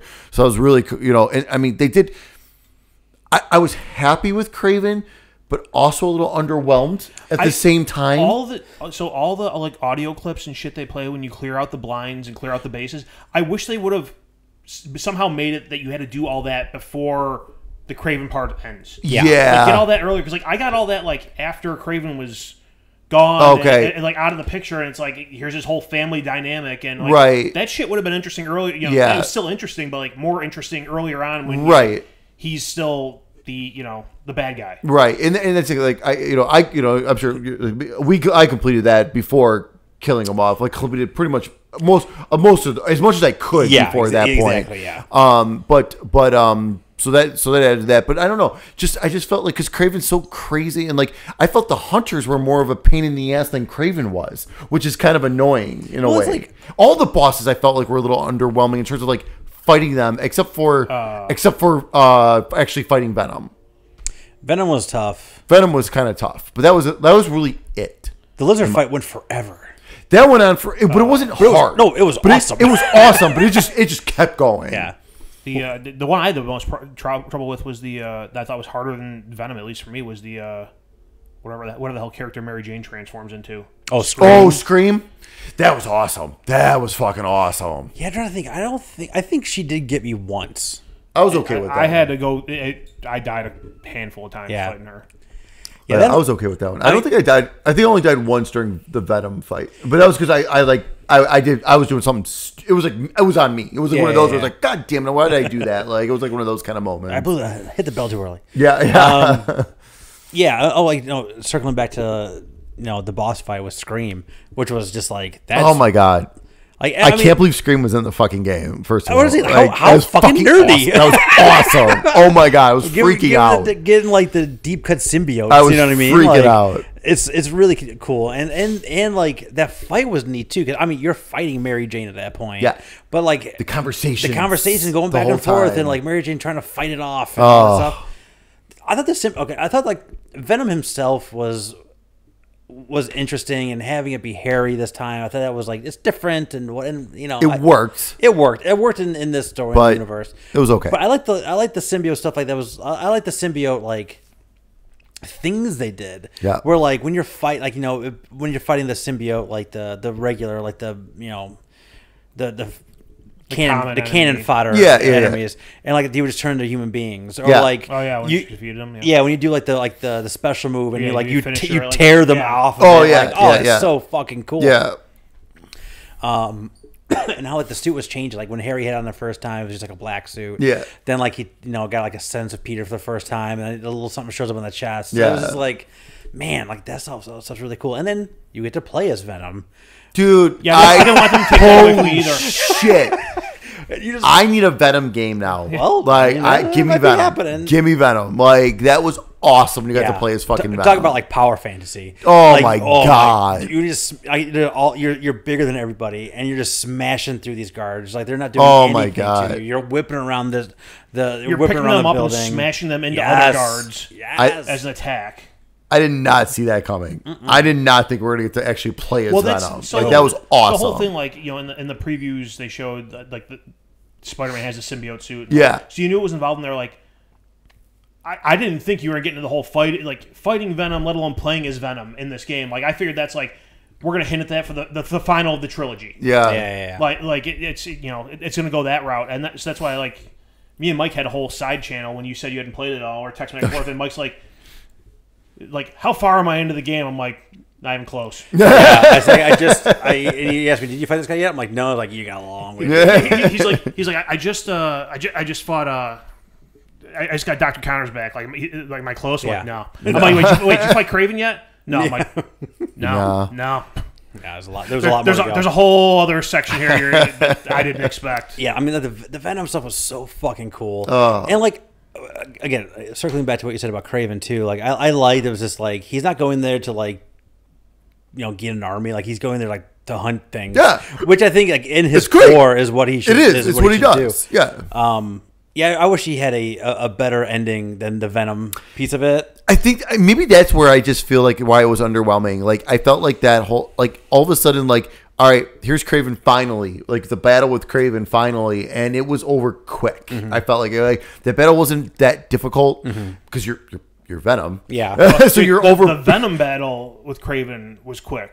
Yes, there's the one you do before with Peter and. That one down quite a bit longer. That was quite a bit longer. That was a little tough. That one was a little tough. But like I don't know, I just something about it. I don't know why. Like I enjoyed the Kraven aspects of the story, but I also just felt like.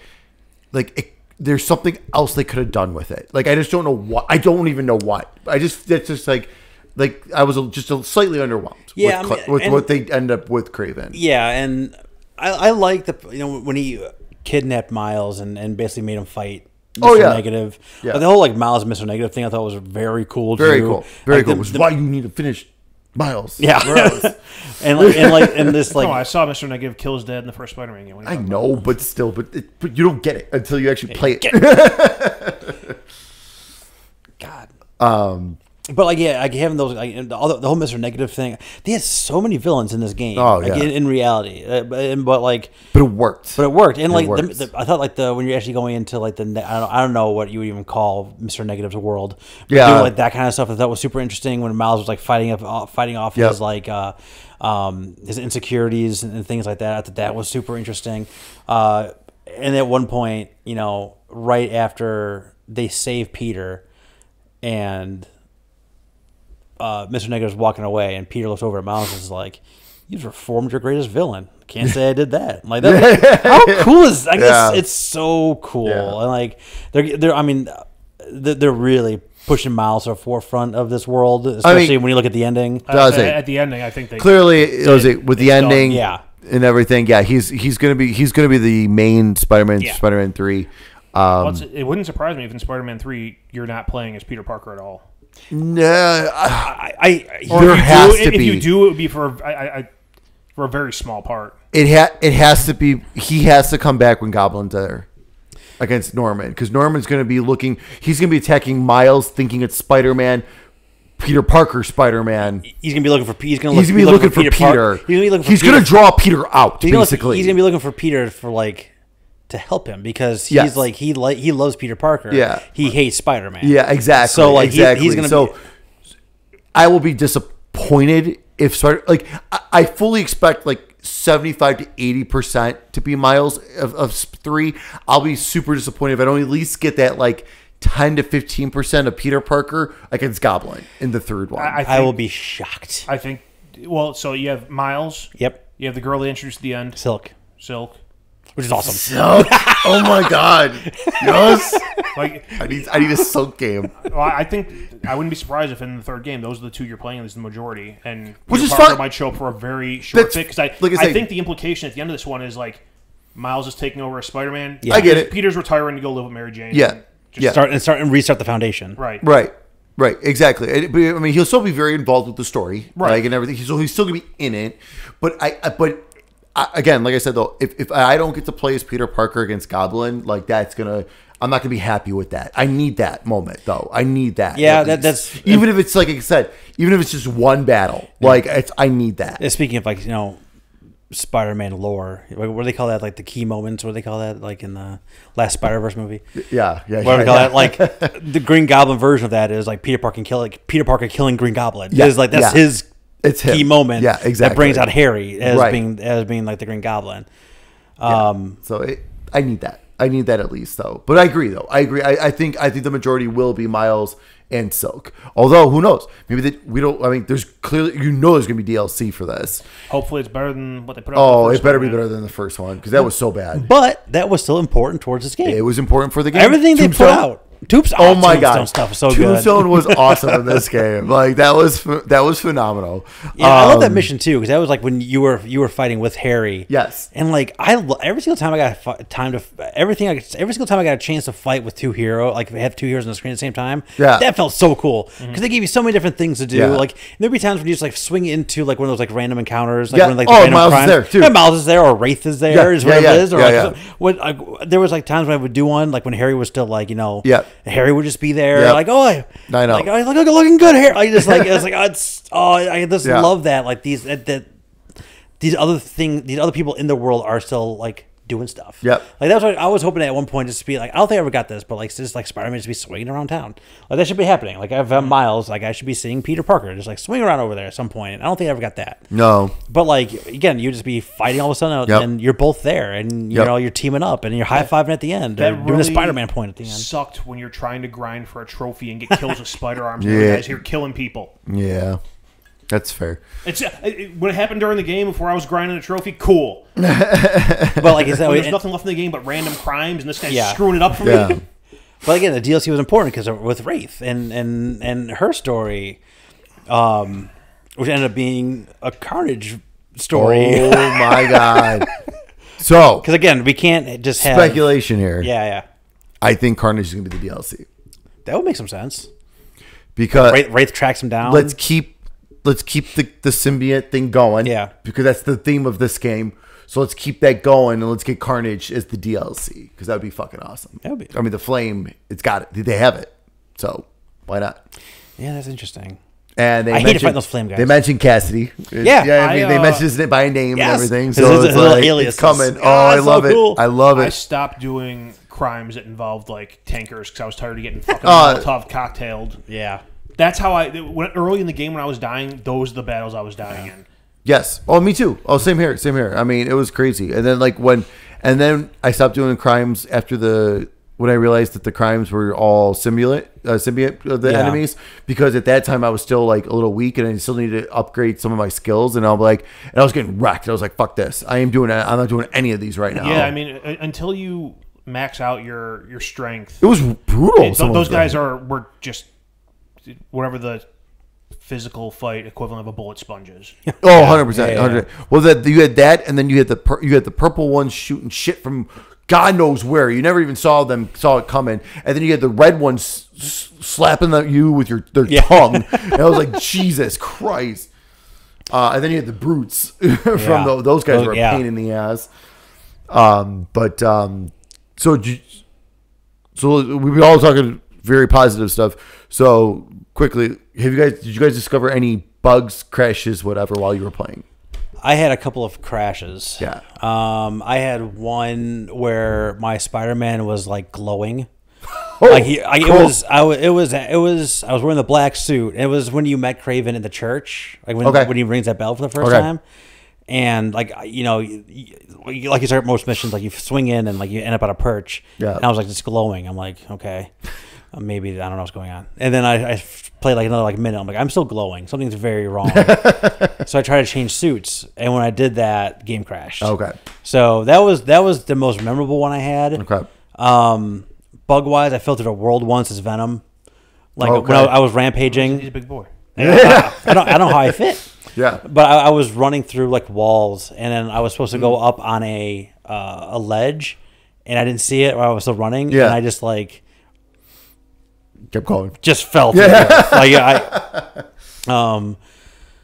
That was kind of really all I had. So I think I had one crash, which I just attributed to me not shutting the game down all the way for a week and using the quick resume. Oh, okay. Yeah.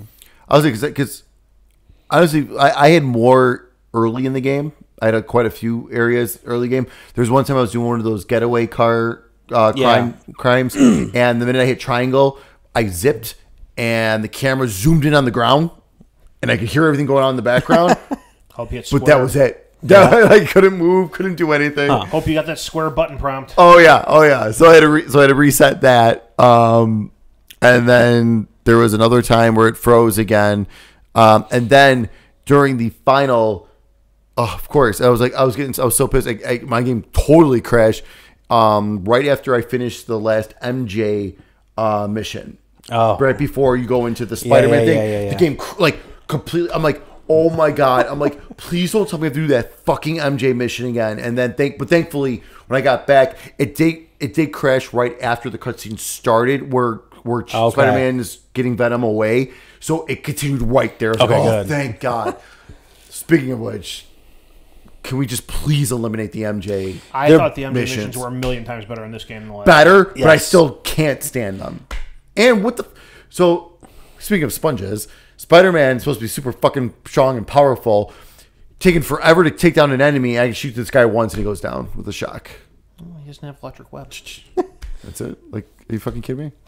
Seriously? Also, there's been times where I was just like, you're supposed to be like great hunters, and like you should have seen me. Oh my God! That was my piece of it. Like you're supposed to be like premier hunters. We go through like the neighborhood. Yeah. Oh, there were so many times where I'm like, there they are. Yeah. How do you? Hi. Yeah.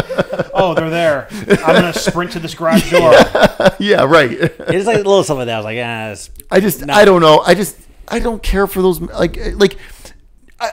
Thank you for like trying to get me like more involved with her and stuff. But at the same, but she's enough involved with the story where like I've got the connections. I don't need that. Yeah. Like, I just don't feel like I need those missions. I mean, it's supposed to be a change of pace, right? I viewed those as like a women's wrestling match in the 90s. Fair. It was there to That's fair. Let you come down a little bit from whatever happened before. Yeah. Wind down a little bit before the next big battle. Go get a beer. Go to the bathroom. Yeah. All right. That's all fair. this stuff. That's fair. I liked her mission in the zoo. Was it when you're finding all like the remnants of all the villains that Craven's killed? That was pretty neat. That was neat. That was neat. But like, I don't know. I particularly did not like the one towards the end of the game. I felt like that kind of actually messed the vibe. The one where you went into the tunnel? Yeah. I kind of felt like that was messing, like, because like you were like all ready to like, all right, here we go. We're going to this big battle. Oh, I'm playing as Mary Jane.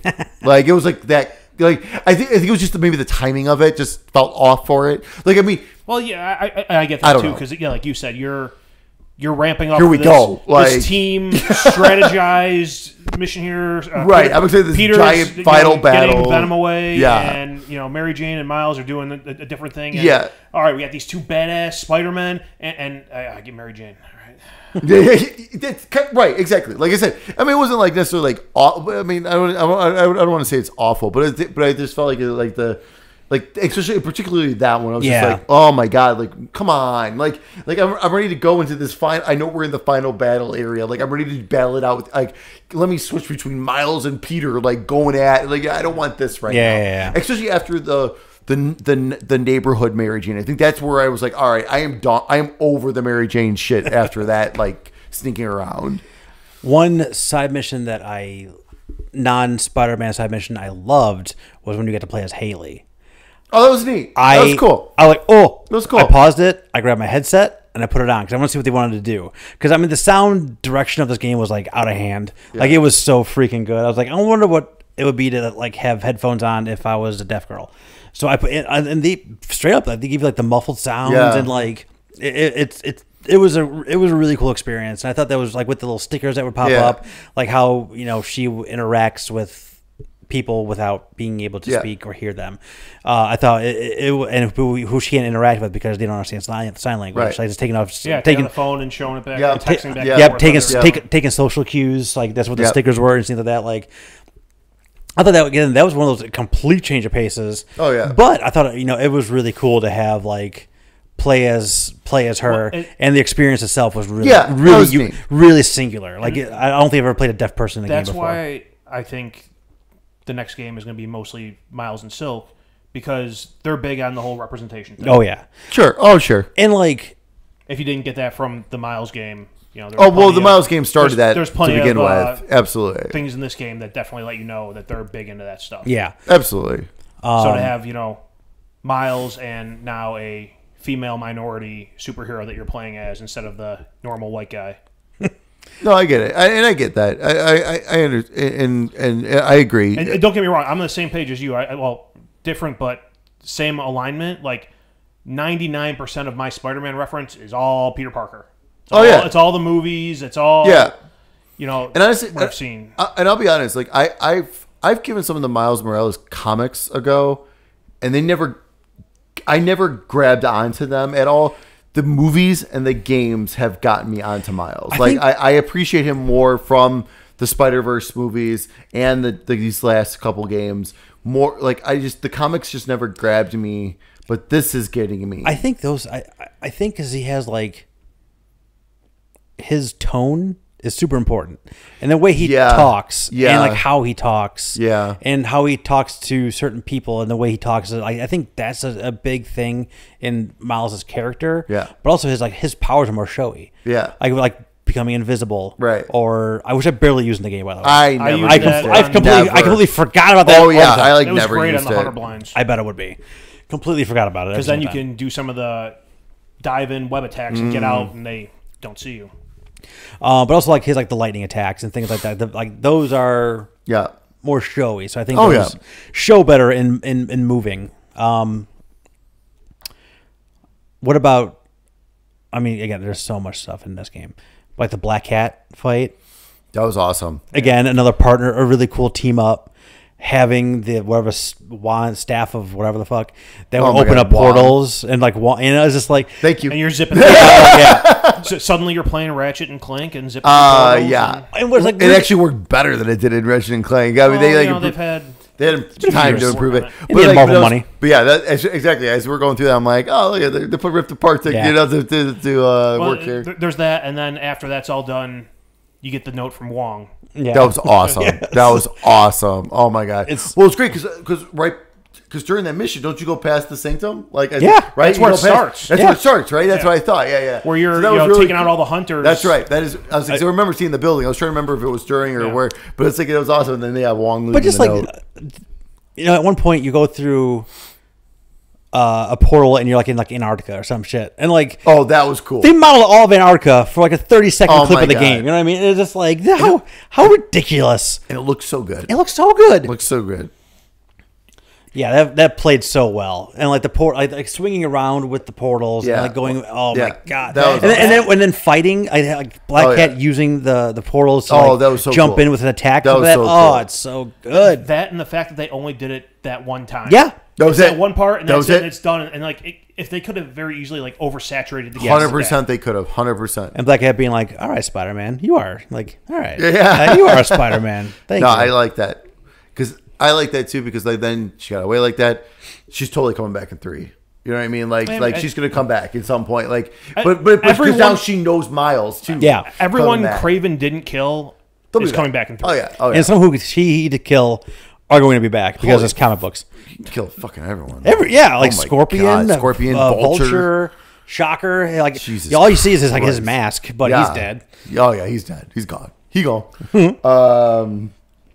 Yeah. No, but then let's just. Oh my god. 90% of the time, the game looked absolutely gorgeous, dude. Too. Absolutely gorgeous. I was I texted you guys the other night. I was like, I can't fucking stop taking screenshots. Dude. This is just insane.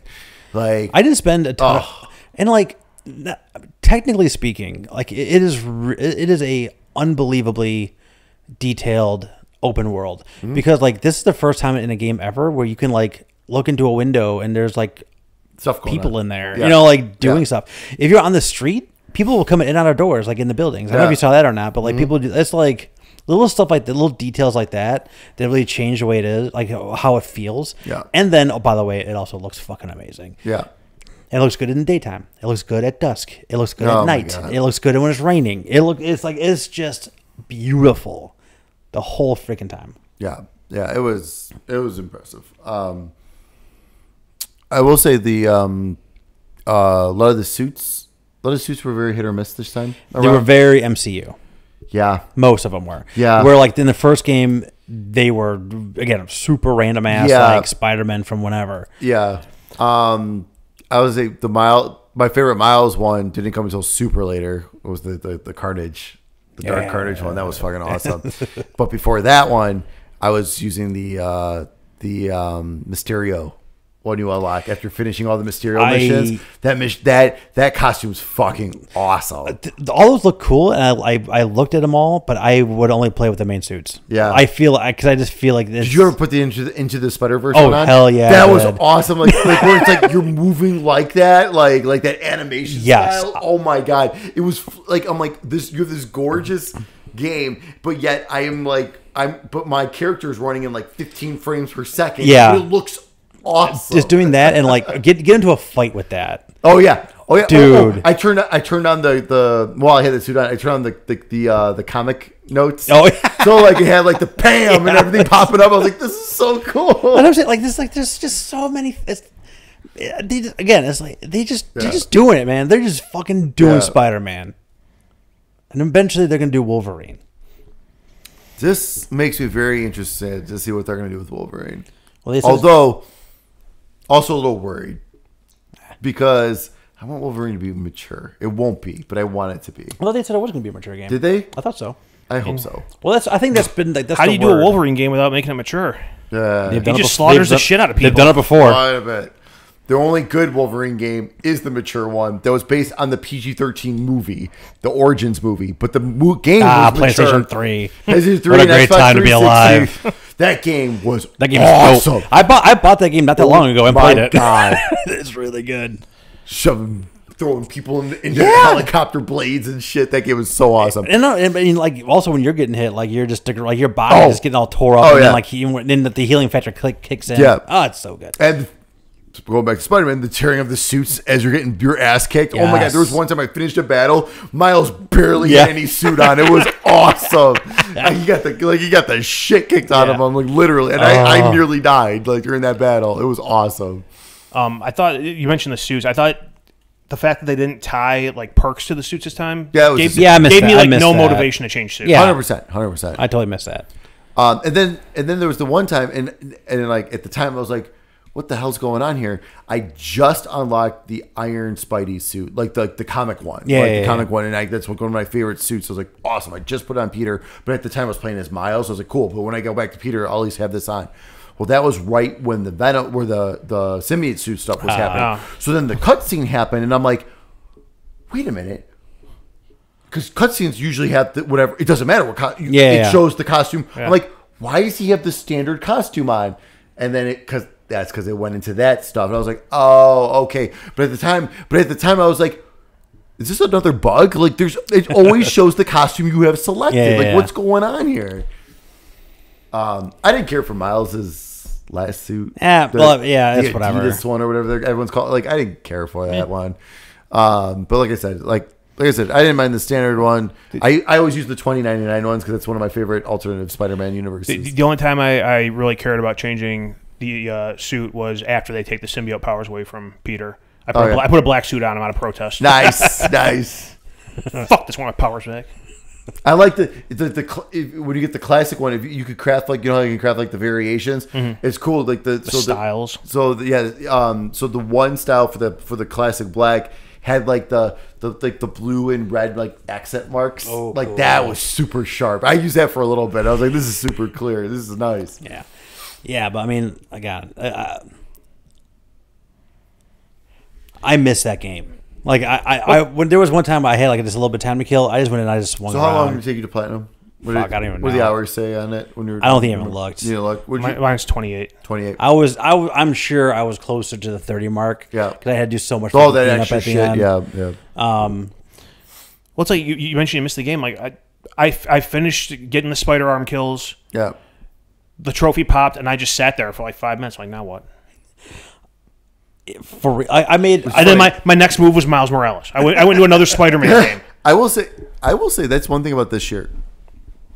I've had quite a few moments like that with games this year, where I've put so much time in like a short amount of within like where it's like this is the game I'm playing, and I've played it. I beat the shit out of it, and then I sit there after I finish. I'm like, well, now what the fuck do Well, I do? I text you when I finished. Quite a few. When I finished Arcade Paradise, I'm like, I have no purpose in life. Right now. Like, I don't know. I got nothing else to do. I mean, I felt the same way after beating Final Fantasy 16. You know, I put 66 hours in that game in a matter of like, what, 2-3 weeks? Like, I mean, I beat that like relatively quick. I'm how pretty long it sure took all me. the hours I put into Spider-Man was within a 7-day span. Right, exactly. And it's just like it's like okay, so like fuck, I don't know what I want to play next. Sea of Stars, honestly, actually same thing. Like I took a break from that to go play Mortal Kombat for a while, and then I jumped back to that, and then after I was done with that, I was like, okay, now and that was like that. Like when I beat that, I had like I think like a week or so before Spider-Man came out. So then I was like, what the fuck am I gonna play now? Like. Yeah, like it's crazy to have that feeling, and I agree. But the thing is like I feel that way, but also it is the perfect amount of time. Yeah. Hitting that platinum, the 25 to 30 hour mark where I can platinum it in that time is like awesome. Yeah, a lot of people complain about the length of it. I don't see that at all. That's great. I don't get that it's at all. great. What do they complain about? Too short? Too long? Well, it can be very short if you are skipping everything and going straight just to every story mission. Like an Yeah, but if I mainline the story, it probably is like 10-ish hours, honestly, just for story. But honestly, There's so much stuff. I can't even fathom not doing like the Spider Bots, which was really cool. And like, although the ones in the air pissed me off for a while because I always had to find that one wing burst that would boost me up so I could swing to it. I would just get to a high point and do the super jump and. Oh, I didn't even think of that. That's a good idea too. So like, I mean, the Spider Bot stuff was cool. It had a great payoff at the end with like the Into the that was Spider-Verse cool. like tie-in, which was really neat. I had to read what that was because I had no point of reference. Well, that was it was a character in Into the Spider-Verse that didn't even like show up. That got cut from the movie. Got cut from the movie, right? So they ended up like using him there instead, which is neat. But just like acknowledging, like that would be like the first point because I mean the Insomniac Spider-Men are in the movies, so this must have happened well beforehand. So this might be the first time the Spider-Verse has opened up in the Insomniac universe. Right.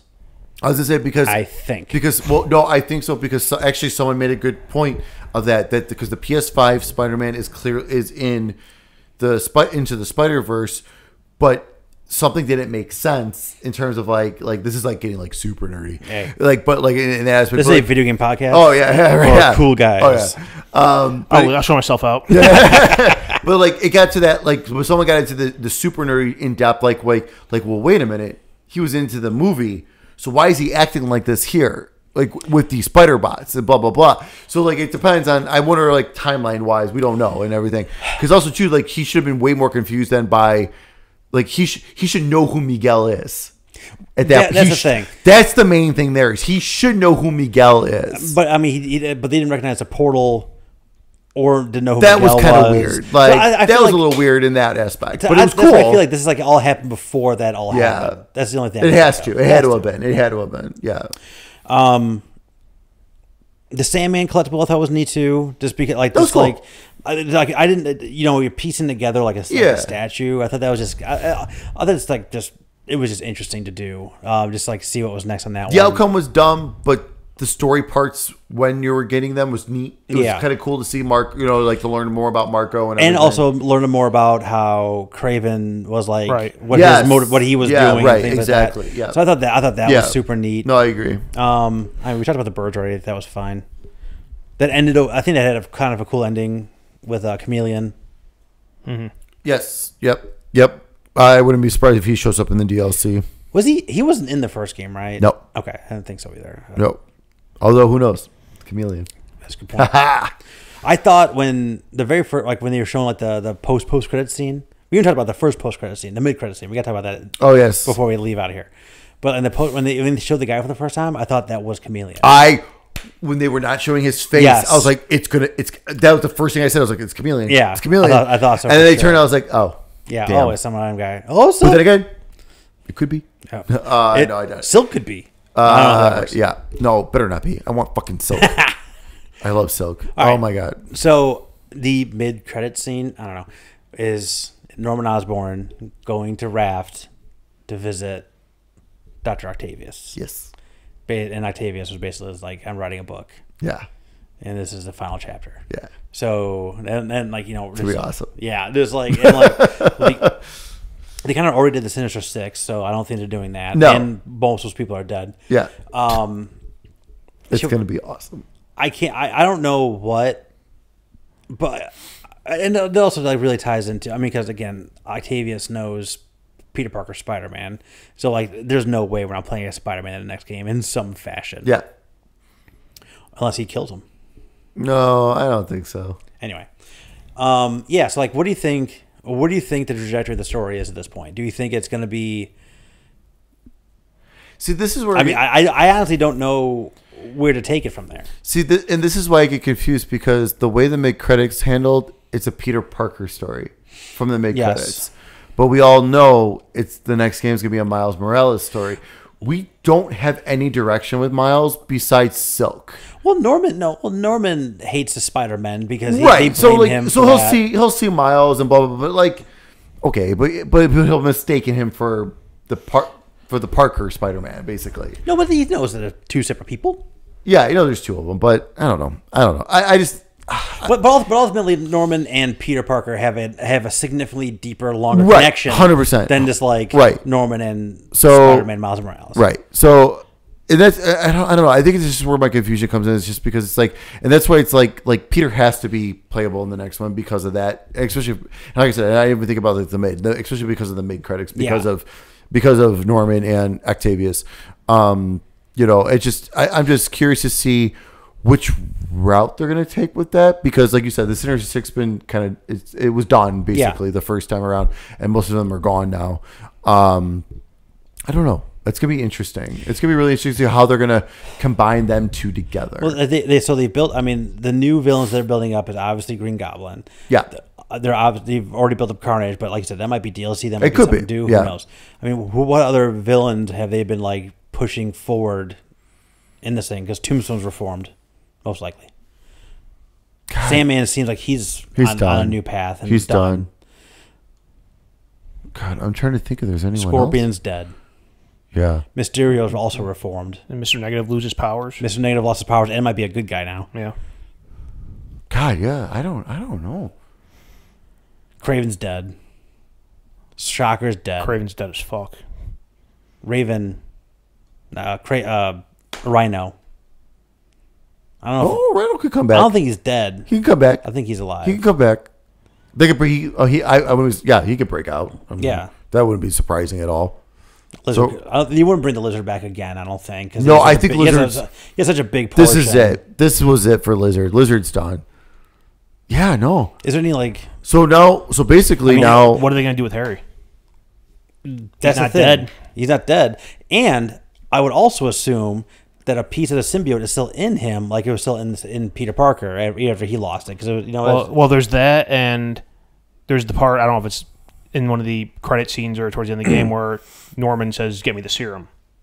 he saw like the G serum or something like that, which I'm assuming is whatever turns him into Green Goblin. yeah, Right.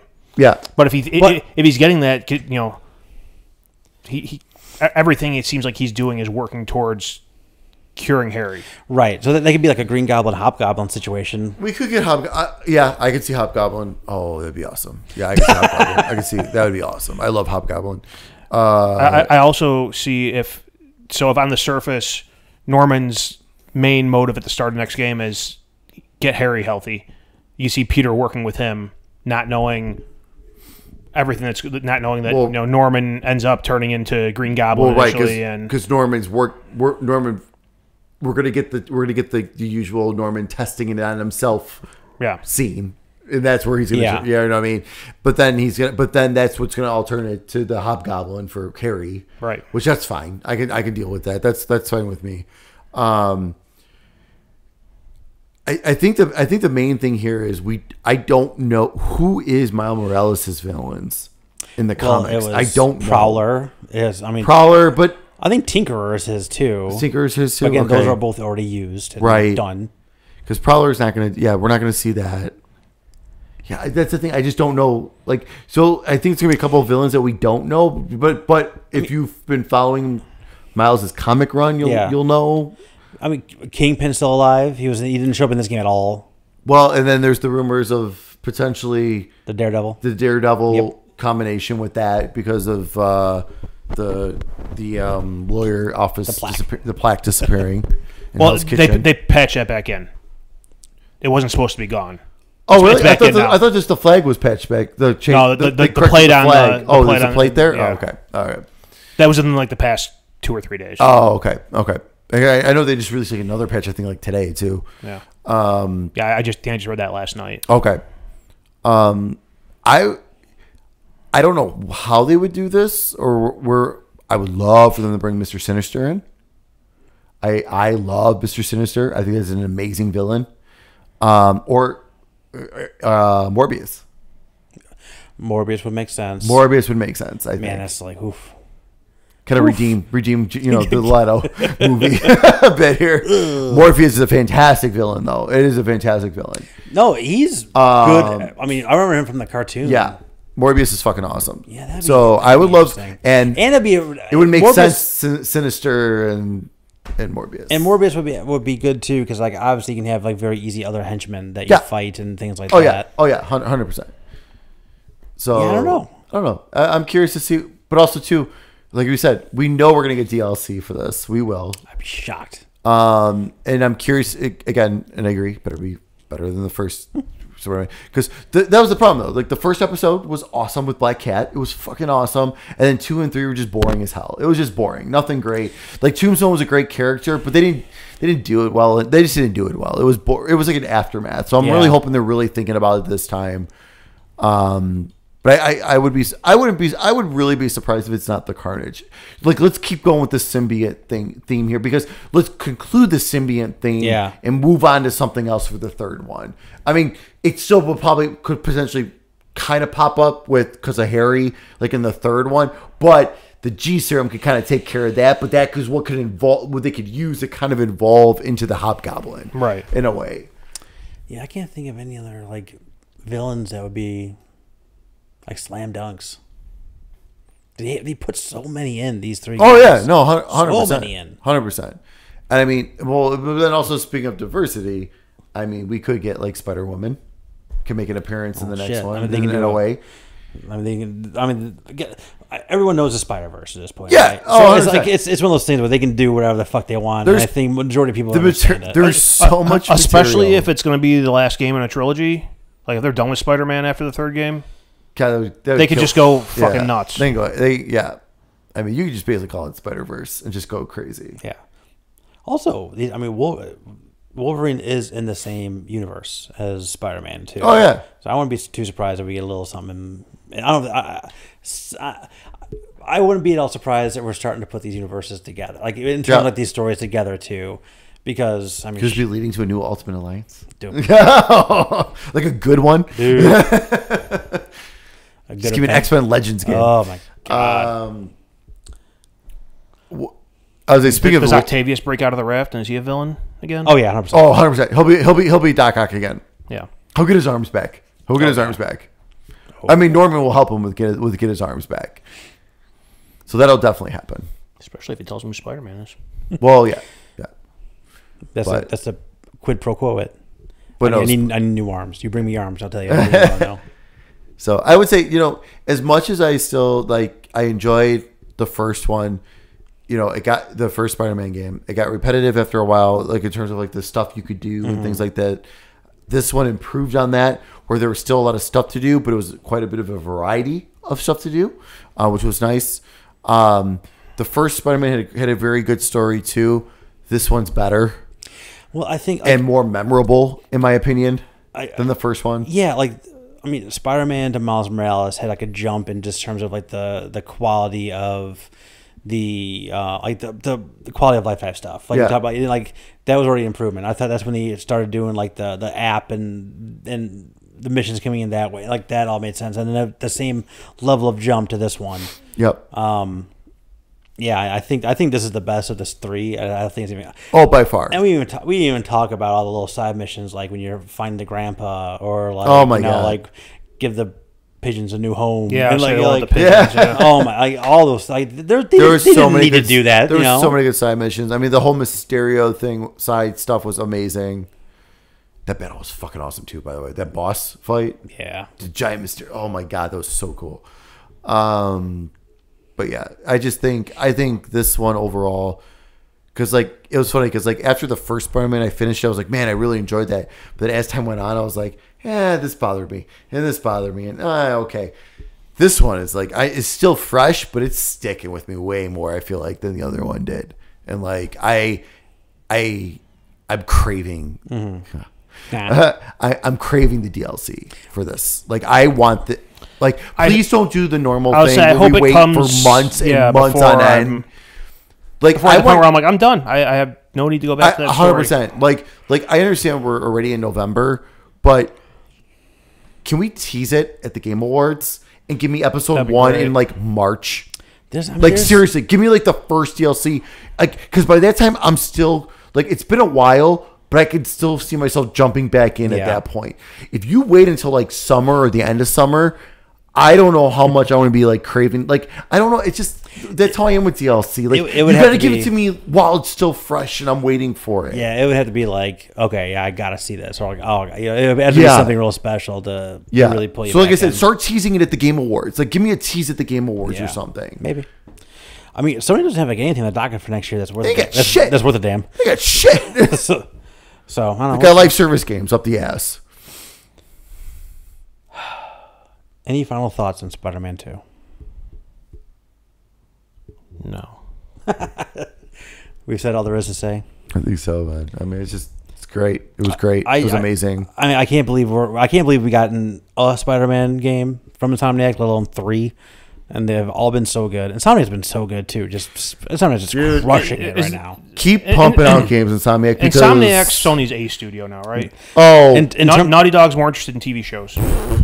Dude, Naughty Dog's just that and remakes. That's all they do now. Sinking money into a game that may never come out for the Factions ain't never fucking happening. Sounds like it's not going to happen. Probably. Well, it has to be because think about it. It's a third PlayStation 5 game. Oh yeah, exactly. Because Naughty Dog's done nothing. They've done nothing because we don't count part 1 like the remake. I'm not counting a remake of a game that didn't need to be remade. No, exactly. So they've done remake of a remaster. Yeah. Exactly. So they've done nothing this so far. And we're in how many years now for PS5? What year are we in? 4th, right? Yeah. They've done nothing. Yeah. I mean, Ben's done nothing. 3 or 4? 4. It's got to be 4, right? Oh no, it was it was COVID, right? Yeah. 2020. Okay, so 3. Still though. But we don't even have anything like coming. You know what I mean? We have 2 pieces of concept art from Naughty Dog to a game that may never come out. For a game that's probably never going to come out, and it's multiplayer only anyway. So who cares? Well, listen, they need to figure out how they can microtransaction the shit out of it before they actually make the game. They should look at Silent Hill Ascension. Do you hear that? All that nonsense? Oh my god! No. I jumped in the one night. I watched the stream of someone play it, and like very disappointing. Yeah, I saw how ridiculous it all. It's stupid. Is. It's stupid. Anyway, go ahead. Which doesn't give me hope for anything else coming Silent Hill. All right, Naughty Dog. Yeah, so Naughty Dog, whatever. Bend. Who knows? They're going to go away for years and years and years. As always. Put out a game that might be good. Right, as always. Or it'll be awesome for like the first little bit, then you realize it's just the same thing going forward. I did not like that game. God. Who else they got? Bungie. Okay, that's Bungie. A shit show right now. I mean, they had from Guerrilla. Guerrilla. That's I keep forgetting about Guerrilla. Yeah, but it sounds like Guerrilla might be going down a weird path. Like, are we really? There's that rumored of the multiplayer and the remake of Horizon 1. Yeah, which is just stupid. There's that. Sony Santa Monica. Santa Monica, okay, we had God of War, but now they're talking DLC for God of War Ragnarok. But at this point, though, it better not be DLC. It better be like a Miles Morales, like an expansion where it's like $40, like, and like it's an expansion where I don't need the original game for it and all that. The next 6 hours of Atreus' story, exactly, would be fantastic. Which will be fine. It'll probably be great, except for be bows and arrows. Who's Ghost of Tsushima? What studio is that? Sucker Punch. Sucker Punch. Oh, here we go. Sucker Punch. I assume Ghost 2. That was a big enough success for them. Well, it's just gonna be like Ghost 1 though, where the first act's amazing, and then you realize you're doing the same thing for the next 20 hours. I would. All right. Ghost was terrible timing For me personally, I was like, I played Red Dead Redemption 2, which turns out to be my favorite game of all time. Then I played Last of Us Part 2 right after that, which I absolutely adore. And then that came out. I was like, everything sucks now. Like, I played 2 of the best things of all time, and now like this is just not hitting. I mean, if they're doing Ghost 2, you have to think that's going to follow like kind of the typical game development pattern. We put out a first game of a new IP. Oh yeah, it's kind of bare bones, kind of repetitive. The next one you iterate on and expand and. Which will be great because then I can maybe actually play it because that's the thing. I want it to love Ghost of Tsushima. I just couldn't. Like it was just boring after a while. It wants to stop being like, okay, yes, everything is beautiful. Like it was yeah, exactly. What other studios? That's it, right? Media Molecule, which may or may not exist. Oh, they're not gonna. They don't exist. I mean, they have like Firewalk and Fire Sprite, which is doing nothing. And they got all their other ones doing live service games. Yeah, I mean, guys making the show, guys making Gran Turismo. But Polygon ain't doing Polygon. Polygon ain't doing anything. I think they brought a game. Polyphonic. They keep messing with Gran Turismo 7. I feel like are we missing a big one here? I feel like we are, but I don't know. Where's my fucking Astrobot for PSVR 2? Yes, Team Asobi. There it is. What are they doing? God, I think just put a platformer. just make a platformer. I know. Yeah, they gotta be doing something because like that was such a. I mean, how long was Astro's Playroom? Was that like 3 hours? Yeah, I'd say about 3 hours. Yeah, they came free. Yeah. Yeah, and then they came. I mean, haven't done anything since. And Rescue Mission was relatively short, but it was a VR game and like kind of uncharted territory. But even that, though, it was like 6-7 hours for that. Though, still, like that's fine. That's all I need. Give me another one.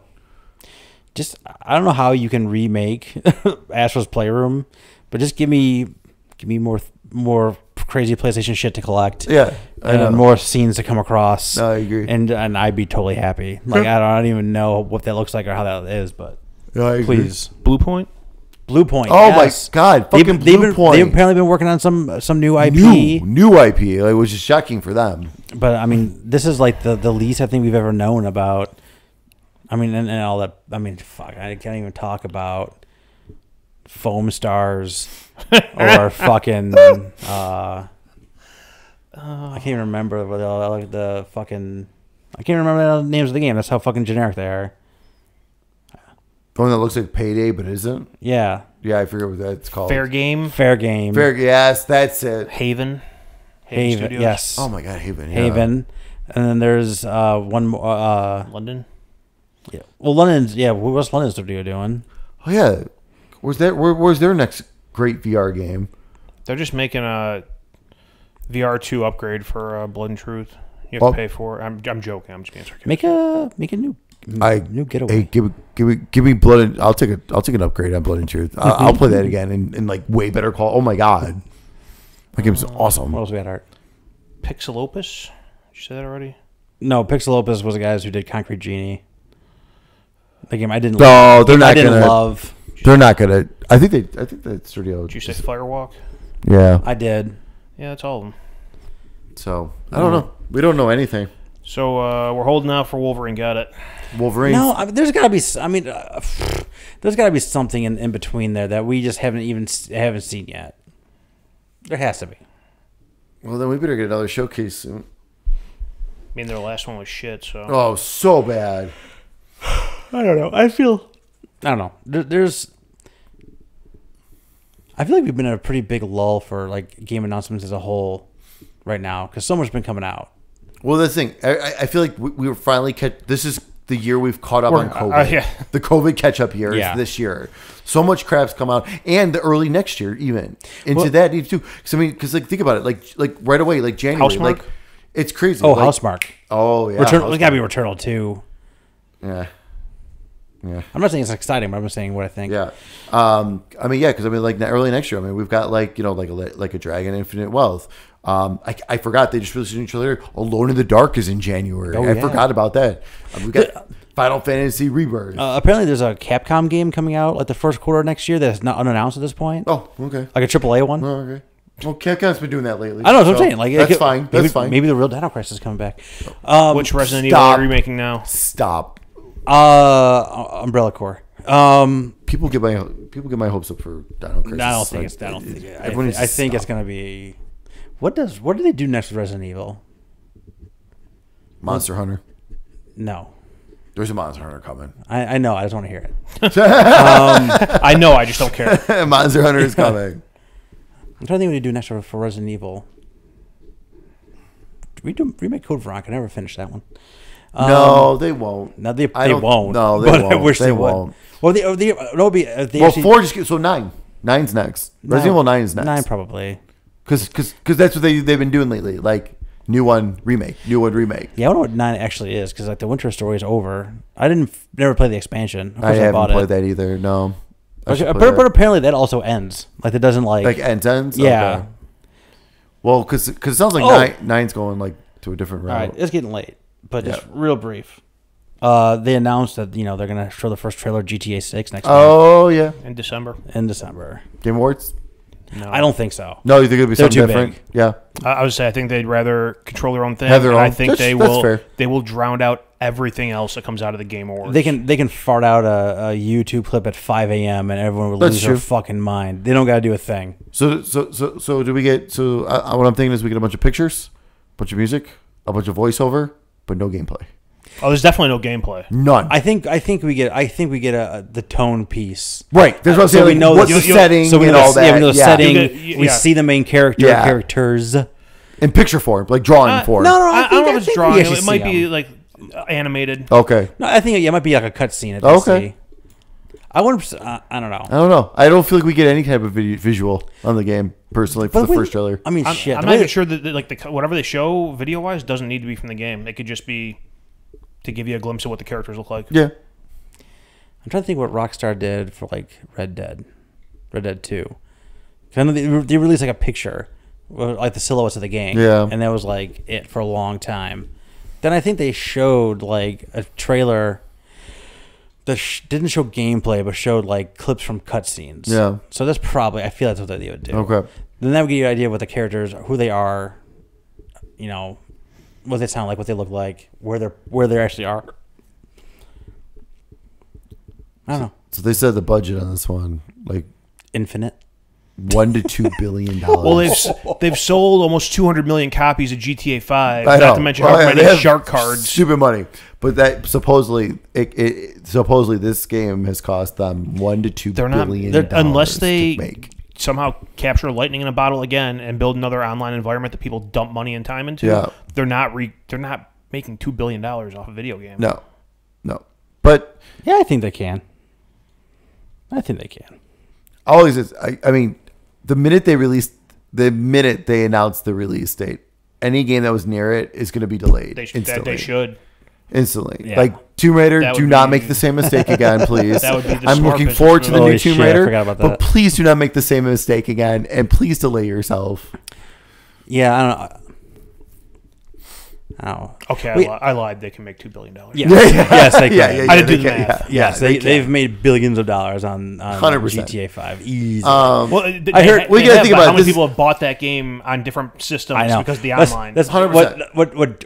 Real quick before you say this, I'm going to forget this point. Yeah. So on Jeff Grubb's morning show, he said like what he wants them to do for the trailer is start it just like the GTA 5 trailer, like be like. So just look because they showed that trailer like a million times. Yeah. Like when it came out for PS4, and then they showed it for PS5. It was just, it started the You're same. right. He should just start it like that again. Yeah. And then oh my God, that'd be jump into awesome. 6 from That there. would be anyway. awesome. Go ahead. I'm sorry. No, because you got to think about it too. It's gonna be $70 for base game, yeah. and then the $100 bundle And the for the online for all the $220 online credit, and that is gonna sell like fucking crazy. The $220 collector's edition. Oh, and then $300. Because at this rate, the way collectors are now, their collector's edition is gonna be bare minimum $300. I guarantee it. Insanity. What does GTA put in a collector's edition? A map. So I do it. I did A map buy- used to be a base game inclusion in the case. So I did. So I have I think I might have the Grand Theft Auto 4 collector's edition. Oh. It came with a lockbox Oh. with a key and everything, and like a few other items. Well, they've done like I think for 5, didn't they come with like a duffel bag? Wasn't it? Like 5 was a duffel bag. It was a duffel bag for And $5. Yes. Red yes. Dead 2 came in a chest that had like all kinds of shit Yeah. in it. Like I'm asking, like, what could they put in there, like, to justify a $300 price? I mean, people. It doesn't matter. People will fucking. It doesn't buy matter. Scalp. I don't know buy if all you. of them. I was like, that's what the But theme it's like, though. they don't have like a continuing character between games that people are in love with. No, but they put like again for like Red Dead they had like a deck of cards, which is like but like in the style of like the Red Dead, like when you play the They'll put cards. items that are like centered around the theme of the new game, Or I think they're in the basically. game. Like here's a Or physical they're in the game, representation right? of the thing that's Exactly in the game. But that's the thing. I mean, look at the theme of the collectors. Like, remember, collectors editions used to be like $100. Yeah. Like regular games were $60. It was $100. I think- but you get a nice statue or something like that. You I think can't. the You can't find anything for. Fantasy 15 collector's edition that I bought and sold on eBay. I think I paid $180 for, Yeah. and that was an outrageous price at the time. Oh yeah, exactly. Now the collector's editions for the Final Fantasy games are $400. Yeah. It's insane, and you can only get them from Square From Enix. Square Enix, and they will sell out immediately. And they'll sell it immediately. It's insane. It's absolutely crazy. And scalpers will have a bunch of them and sell them, and people will buy the inflated prices. Exactly. Stupid. All right, GTA 6. Probably next time we speak. Our next episode, GTA 6 will be out. GTA So we'll see you in a few years. GTA 6 Game Awards. Shadow Drop. No fucking way. The world would explode. Dude, every system would crash because everyone would be trying to download it and everything would be just go to Guilty. shit. I would call in a week off work. I would tell Karen The she's economy would crash. 24/7 kid detail for the next week. I'm not leaving Yeah, the they're- basement. I'm not showering. Nothing. Yeah, I mean, like the rumor is that they're gonna have My like peanut bucket. crazy like locomotion, like new physics, like Everyone's saying game-changing stuff. Everyone's saying from like people that have supposedly have seen that it is lifelike. That is what everyone is saying. Let's fucking see. All right, boys, it's been a pleasure. It's been a long episode. Woo! I'm gonna go play. No, I'm gonna go to bed because it's late now. But I I'm off cannot. a week for work. I'm off a week. Off of work for a week, so I Good might for play you. something. Go God damn it. get Alan Wake too. Jealous. Yeah. Yeah, see you next time, stickheads.